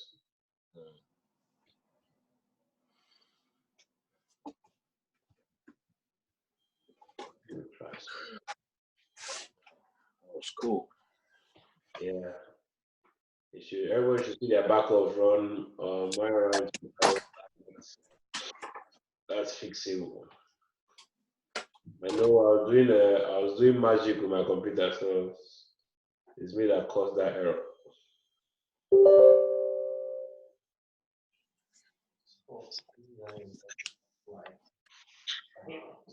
Up to date. That's how you know it's backing up. It's backing up. Yeah, so you check the back, you're backing it up. So where is it going to? You check the place it's going to, and you see the lines is broken. Or you can check the. Do you have your own folder? Did they back up?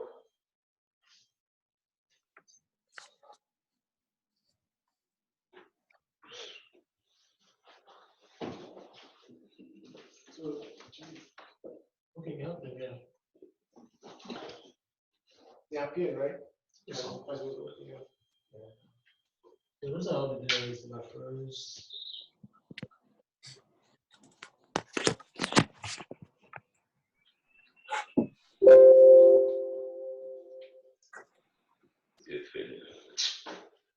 I need to restart, but so not today. All right, so that leads me to the next thing, kind of a good segue into the next thing I want to go over, and that's talking about automation. All right, so automating SQL Server. We just saw one way of automate. One of the tasks can automate. Automation just means again you're doing something without having to manually do it. You can set something up and have it run without your intervention. It's just like again automatically paying your bills that you know they are due a certain day of the month. You set it up every month when this light bill is due, just collect your money. Insurance is due, collect your money. You set it up and you forget about it. Those are automated because they are routine. So instead of manually going back painfully, bills you pay. Mortgage is due, you're going to pay it. So set it up automatically, it's going to leave your account. Automate routine process. That's one thing we want to do as DBAs is we want to automate any task that is routine. We want to automate anything that's you're going to run this report every day by 5 a.m. You need to run this report. No need to wake up by 5 a.m. to run it every day. Set up a process that will automate that so that you can forget about it. Run by have a backup that will run every day by 9:05. You've automated it. So by 9:05, without you, whether you remember, whether you forget, it's going to happen, right? Other companies tell you, set up auto pay, because they don't want you to forget to pay them, and you're going to pay anyway. So why not automate it? It's easier. There's a lot of things that we have, and we have a lot of critical tasks to take care of that we don't want to be taking. We don't spend too much time, administrative time, doing mundane tasks that are repetitive, that are routine. And that's why we automate. SQL Server has made provision for handling automation, and we do that through the SQL Server agent. Every automation, every automated process is handled by the SQL Server agent. Right? Can you see agents right there? If you come to Management Studio, right under databases, down here, agent. The SQL Server agent is one of the services in SQL Server that handles all of your automated processes. And it does that using what we call jobs. So you see those jobs under there. The agent manages automation using jobs.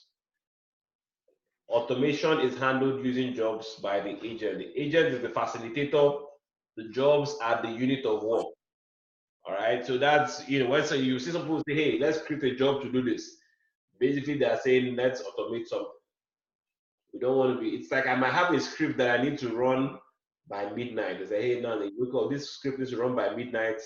tonight, and it's a simple report, I can just create a job for it and go to bed and set the job. See how we set that schedule for the backup? We set the schedule, run by midnight, and I forget about it. All I have to do is tomorrow morning come and verify that they ran correctly or no errors, and I'm good. All right.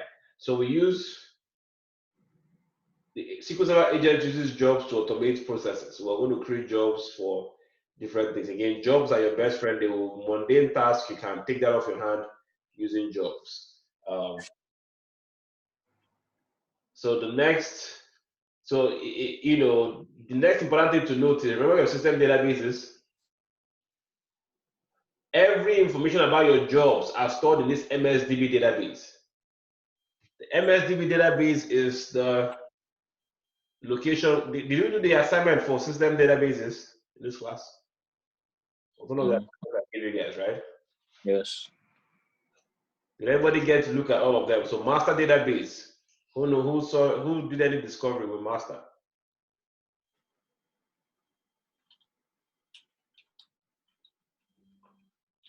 These 4 databases, they are good to know what they do. It's good for what do you call it?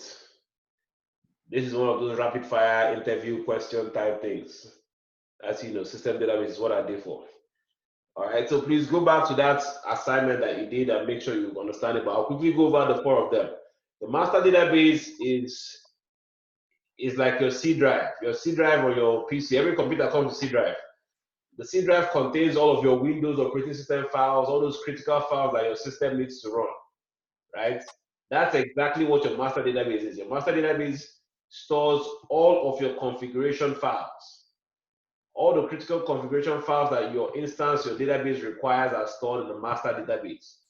All right, like your login credentials, your link servers, all those configuration details are stored in the master database. It's just like C drive of your instance. The next one is model.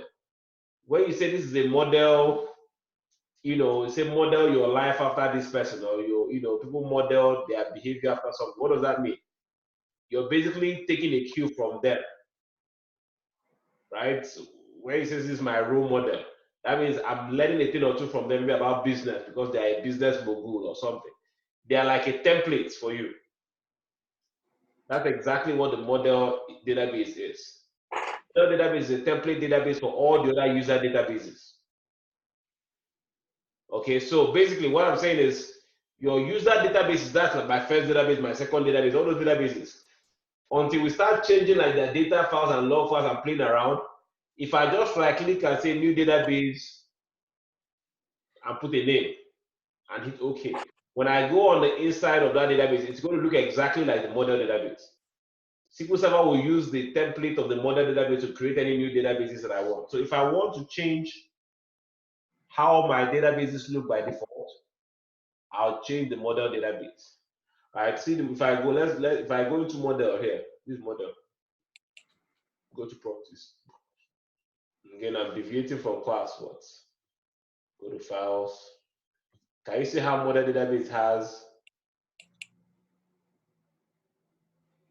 8 megabytes here for data and the log file? Right, and it has one NDF. This is the structure of your model database. If I come here and I do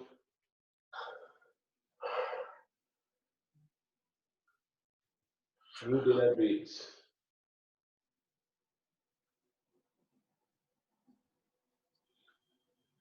let's call this one.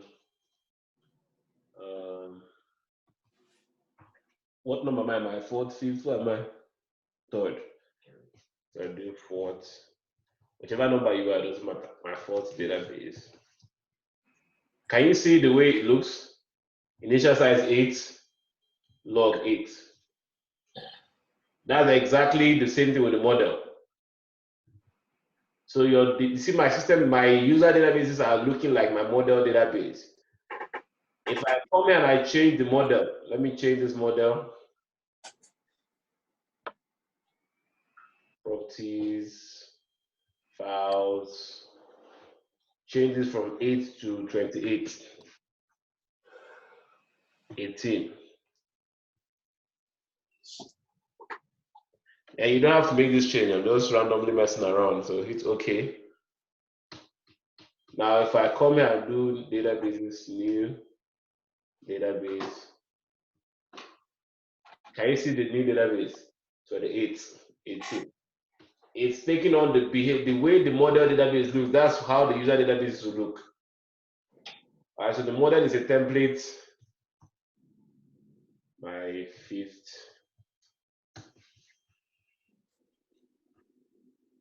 Model is a template for creating user databases.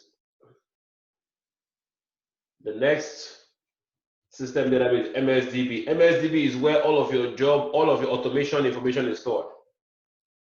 Remember, we were talking about automation just now. All of your automated processes, there are the details about it, the history, their schedule, all of those details around the automated processes are stored in the MSDB database.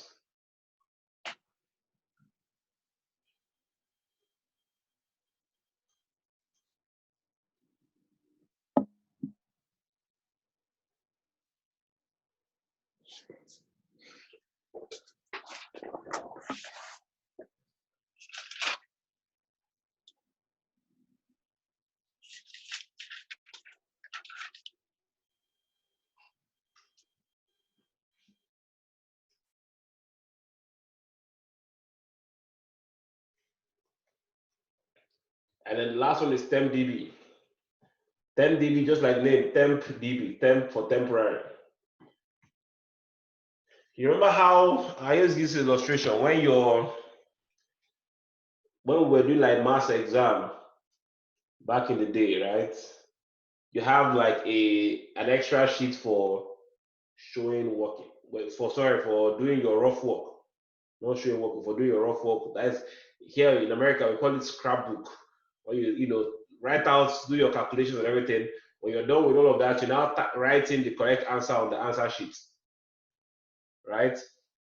That's exactly what TempDB is.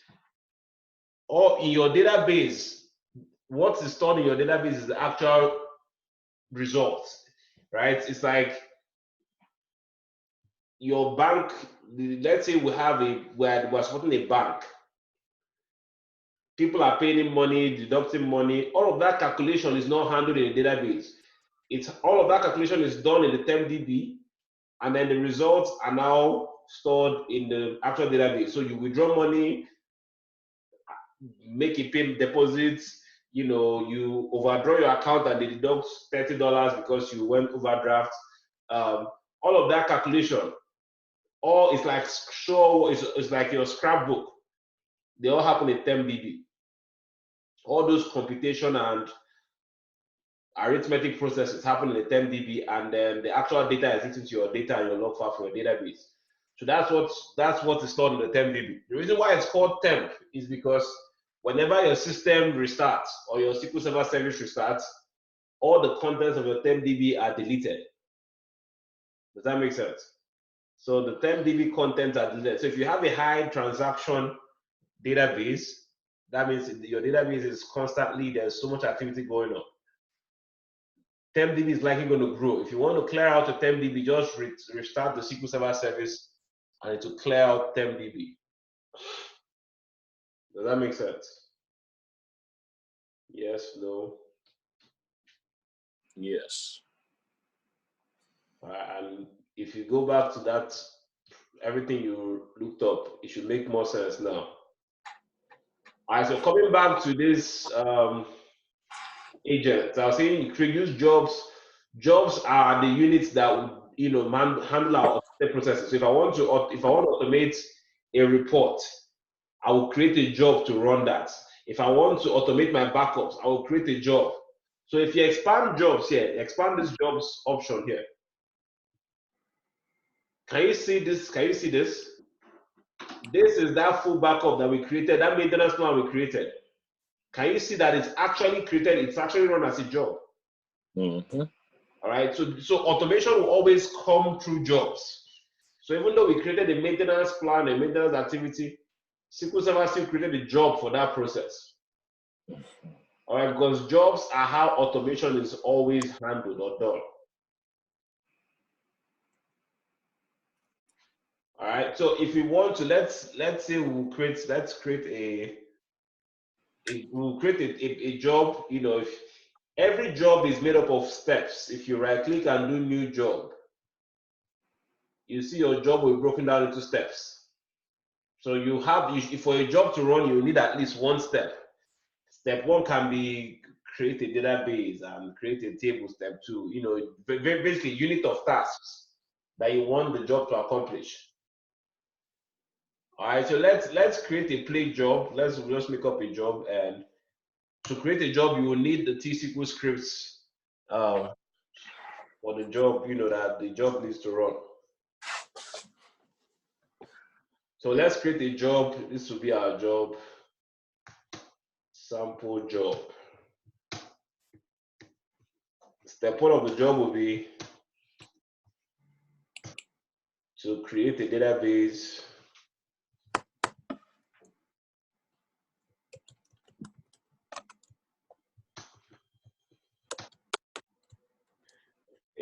called job test. That's step one. Step two of the job will be to create a table. Again, this is good T-SQL rehearsal. Create table IT jobs. Since we're kind of in jobs, and this is tongue in cheek.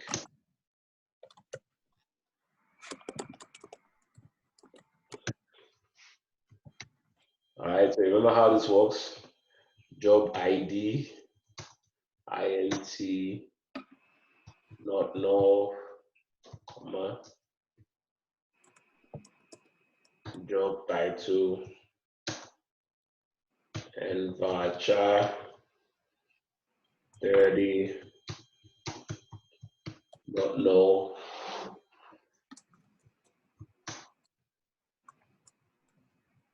Yeah, columns is fine just because this is just a test. And step three of the job will add new records.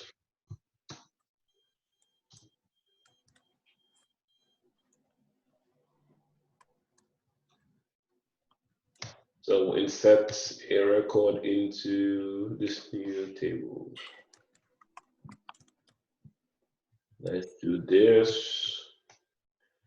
Use job on test. Go.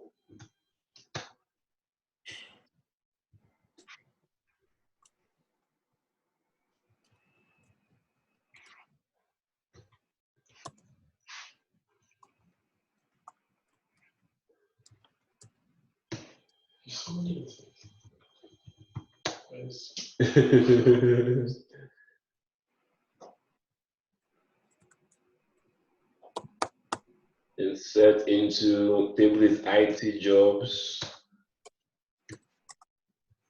values, job ID 1, job title, database admin.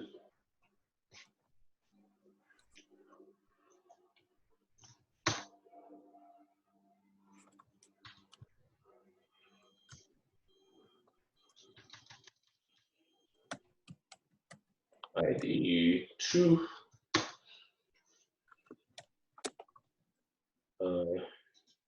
network engineer. So one more, ID 3.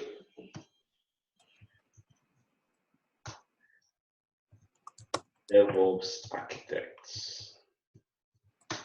And then we close. All right, so this is a 3-step job. Step 1 is going to create a database called job test. Step 2 is going to create a table called IT jobs. Step 3 is going to insert new records into that. And the name of the job is called sample job. I'm going to dump the script on Slack so we can copy and paste.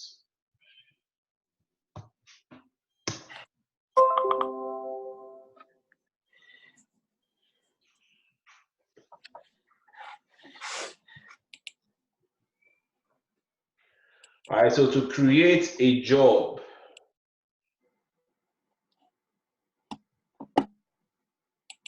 under SQL Server Agents, go to Jobs, right click on Jobs, and do New Job. New job.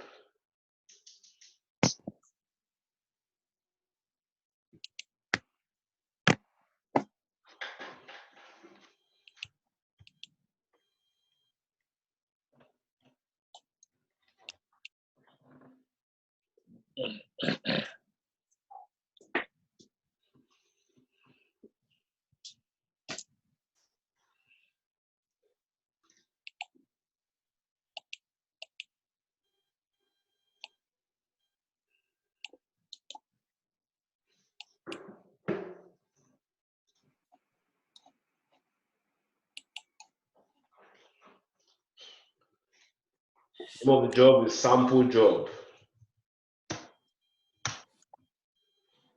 Job for sample. Now I'm done with this capital letter. All right. Again, this is job creator. I recommend you change the owner to SA. Just because in case you're not there tomorrow and you don't want the job to start failing because you left the company. Just honor. Being honorable, that's all. Remember I said every job is made up of steps. Go to steps. So right now there's no steps. So step one is to create database. All right, so click on new.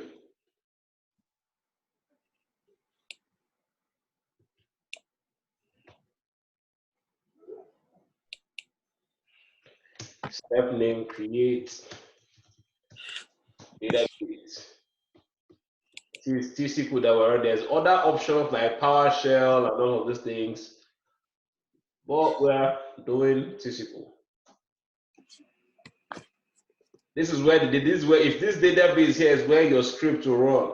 So make sure you're pointing to the right database at all times. So step one is up here.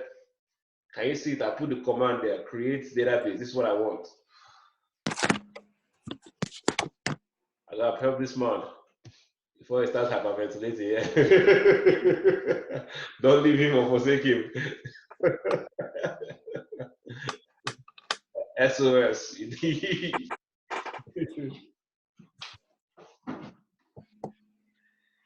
you get the script from Slack? Yes. Okay, so I can just guide him through how to copy and paste it.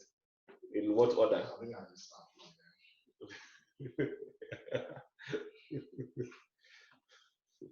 Augustivo, don't keep quiet. Don't be quiet. If you're lost, shout. Don't pity me. All right, so step one, create database job test. That's now whenever you put a command here, right? If you want to be sure whether it's correct or not, see where we have this bottom, we have the pass. If you click on pass, it's going to check for correct. So you see this successfully passed means my query is correct. So just in case you have a large, script and you want to just make sure that there are no errors or anything like that, you can pass the command or pass the query to check for correctness of the code. Everybody makes mistakes, so to avoid any. Nadi. Yes, sir. Your job setup, new job setup is different from the one we got because maybe it's because of your version. Yeah, I have a little bit. It should still be a lot alike. I'm using a newer version of SQL. That's true. Yeah. But it should still be very close. Okay, yours says step name. Okay, we just put create database. Yeah. No, so if you do, let me cancel up here. So the job name itself, you need to put a sample job. Oh, okay. Yeah, that's the name of the job. The steps, you have to come to steps after that. Okay. And then that's how we put create database. So the first, under general, we put the database name, sample job, and I said, oh, now change it to SA because you might not be there, but SA is always going to be there. Oh, okay. And go to steps afterwards. So step 1 is to create database. Okay. So hit that new button. Okay. I'm back on track. All right. So create database, and then put the command here to create database.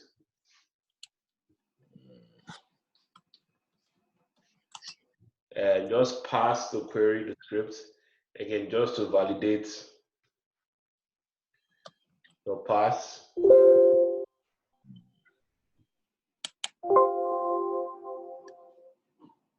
Okay. All right, so this query is correct.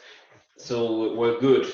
If you go to advanced right here, you see the options where just more control over the behavior of your job. So on success, so if that step is successful, go to next step.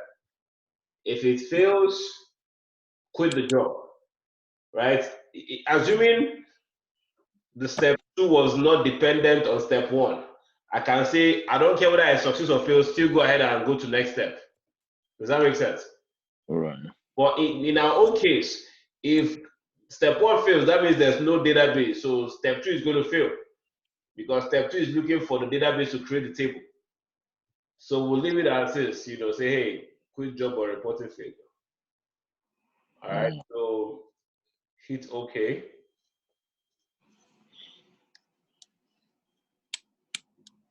So on the second step will be to create the table. So go ahead, hit new again on that steps. New. And then create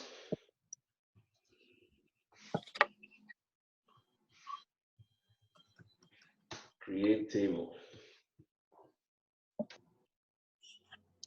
Again, I'll come here and I'll copy this script for creating table that I typed out. So go ahead and copy this guy.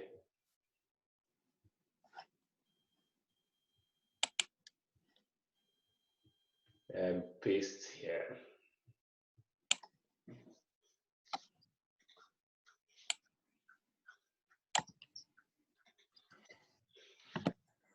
Okay, so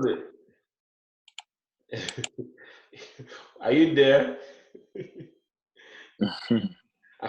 Are you put on your headphones again?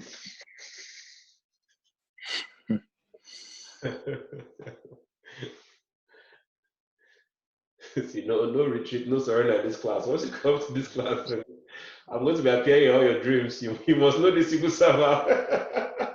Yes, sir. All of us cannot be here till 10 o'clock for nothing. All right, so again, so this is good. If I go to advanced, again, next on success, on failure, quit, because the next one is to insert the records table. So that won't happen if the table doesn't get created. So, okay. And then let's create the last step, which is to insert new records. And new. And again, this is just for test purposes.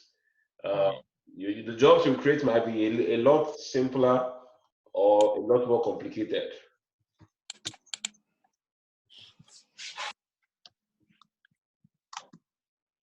All right, so the step is set new records, and I'll come here and I'll copy the script to set new records, step 3.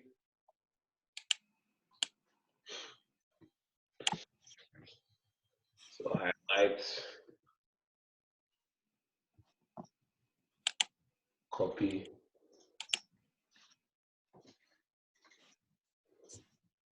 paste.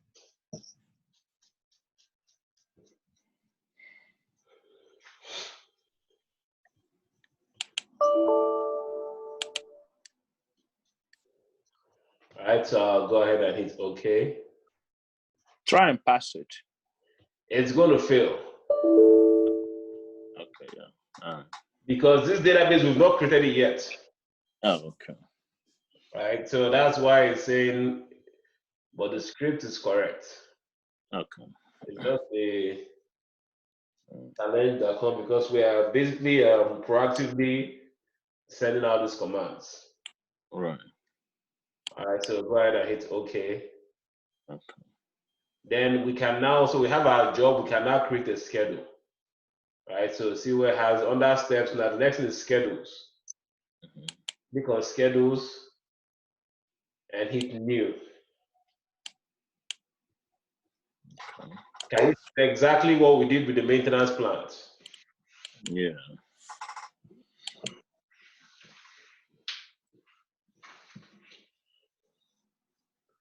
You can call this anything, test. Click OK and that popped up. I just anyway. So on success, see So this time around, this is a one time. We can't create the same database twice. So this is not a recurring job. This is one time. Okay. All right, so we'll just now choose a time when we need this to run.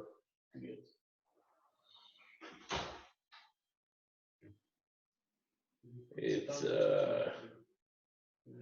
9:37. We'll set this to 9:40. Okay.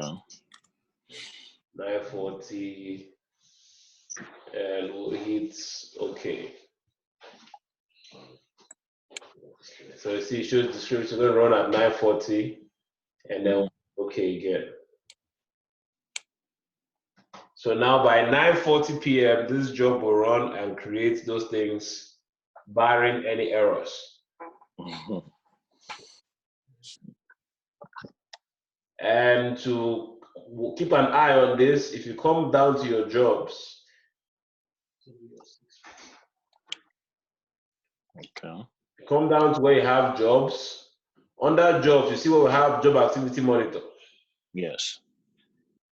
All right, double click or right click on job activity monitor and do view job activity. Okay. This is where you see a list of all the jobs you have. Okay. All right, so you see the daily full backups one that I ran. Enabled status is idle. That means it's not running right now. The last run, my own failed, right? Yours likely succeeded. Right. It shows when last run, next run is going to be tomorrow, 2/5.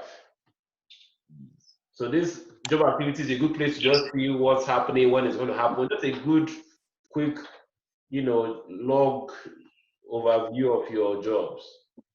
Okay. All right, you see this job that we just created, sample job. Yes, yes. Status is idle, that means it's not running right now. Last run, unknown, it has never run. Last run, never. Never. Outcome, no outcome. Next run in 9:40.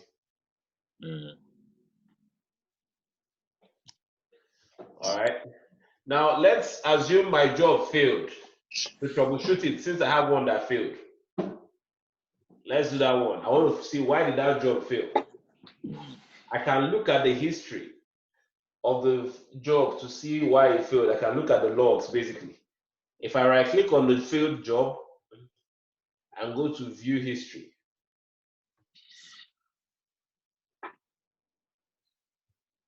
all right, so you see the 2 times I ran it, I failed. If you click on the job itself, down here you will now see the gist. It gives you, this is the reason the job failed, unable to determine the owner of this. The reason why is because this is the old name of this computer. Okay. I renamed it to Nstar admin laptop, but I've not restarted. You know when you rename your computer, you have to restart. So people server can't see, is like, I don't know who this guy is. And my instance is using this name, but the engine is saying, I don't know this guy. That's why they failed. So that's why I said I need to restart my computer to fix this error. All right, so the job history will tell you or give you an idea why the job failed. That's the beautiful thing about Microsoft is when you have errors, most of the time, the error message will guide you. It might not be as clear and as descriptive as this, but it will always give you a head start. If you're not sure, I can take the error message and, in the great words of our famous philosopher here in class, Mr. Kingsley, GTS, right? You copy it and trade on Google. I don't even need to copy the error message. I can just come and take this error code. Can you see this SQL Server states error? Right. Can copy it and put it on Google. Or you can take a phrase in the error message and say, hey, server access could not obtain backup information about, you don't need to put this desktop name, this computer name, because it's unique to my computer, not the whole Google. Once you throw something out of Google, you're going to start seeing the same, people that have had the same issue and how they solved it.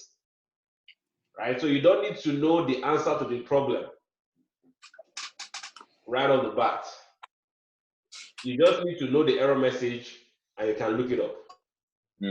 That's how we troubleshoot. Google is, like I said, Google is our best friend. We use Google forever till the day we stop doing this DBA work and become millionaires. Because that's the next step. After DBA is millionaire now. I mean, that's my calculation. After DBA is millionaire. What else is there remaining? Is professional businessman, $1 million, 30 billion in the account.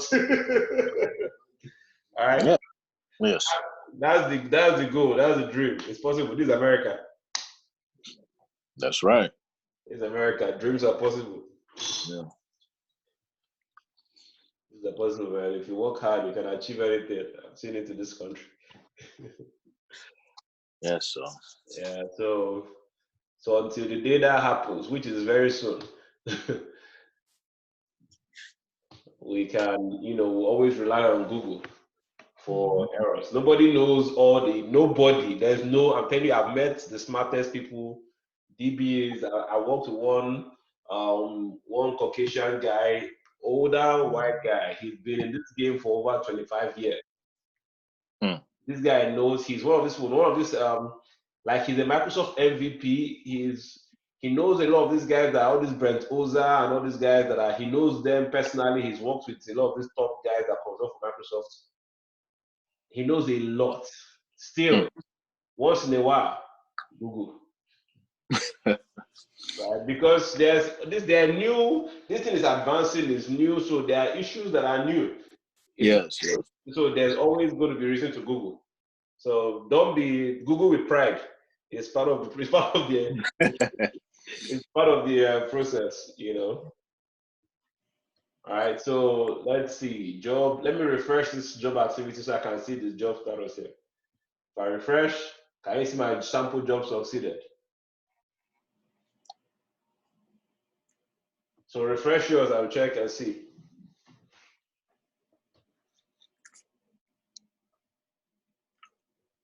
All right, so let me validate that. So if I go to yours field, Only the IT and the schedule. Name just different. I mean, she didn't name me sample job, you named just IT. All right, so the good thing is the field, now you can test your troubleshooting skills. So right click on the job and view history. I'm going to see why you failed. So go and see which step you failed at and look at the error message.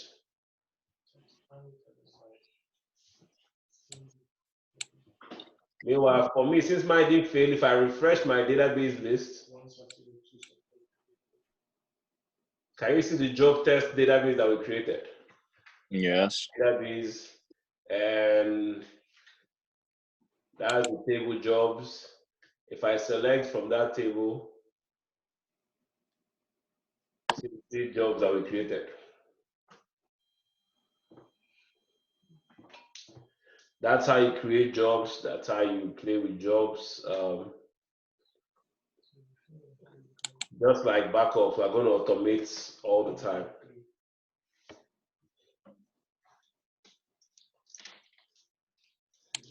I think this is a healthy place to call it an evening. Oh, yes.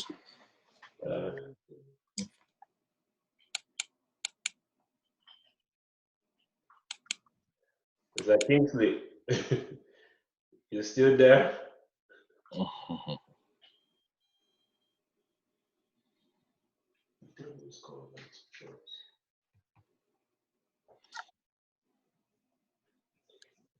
All right, I think we'll call it an evening here. What was that thing I said you should post again? I posted it Oh, he sent it. Yeah, put it on the Slack. Yeah. Yeah, so copy only backup. Please let's look into that so we can quickly look at it on Thursday. Let's talk about it a little bit on Thursday. Okay. Yeah. All right, sir. All right. Good night. Thank you very much. Hold on.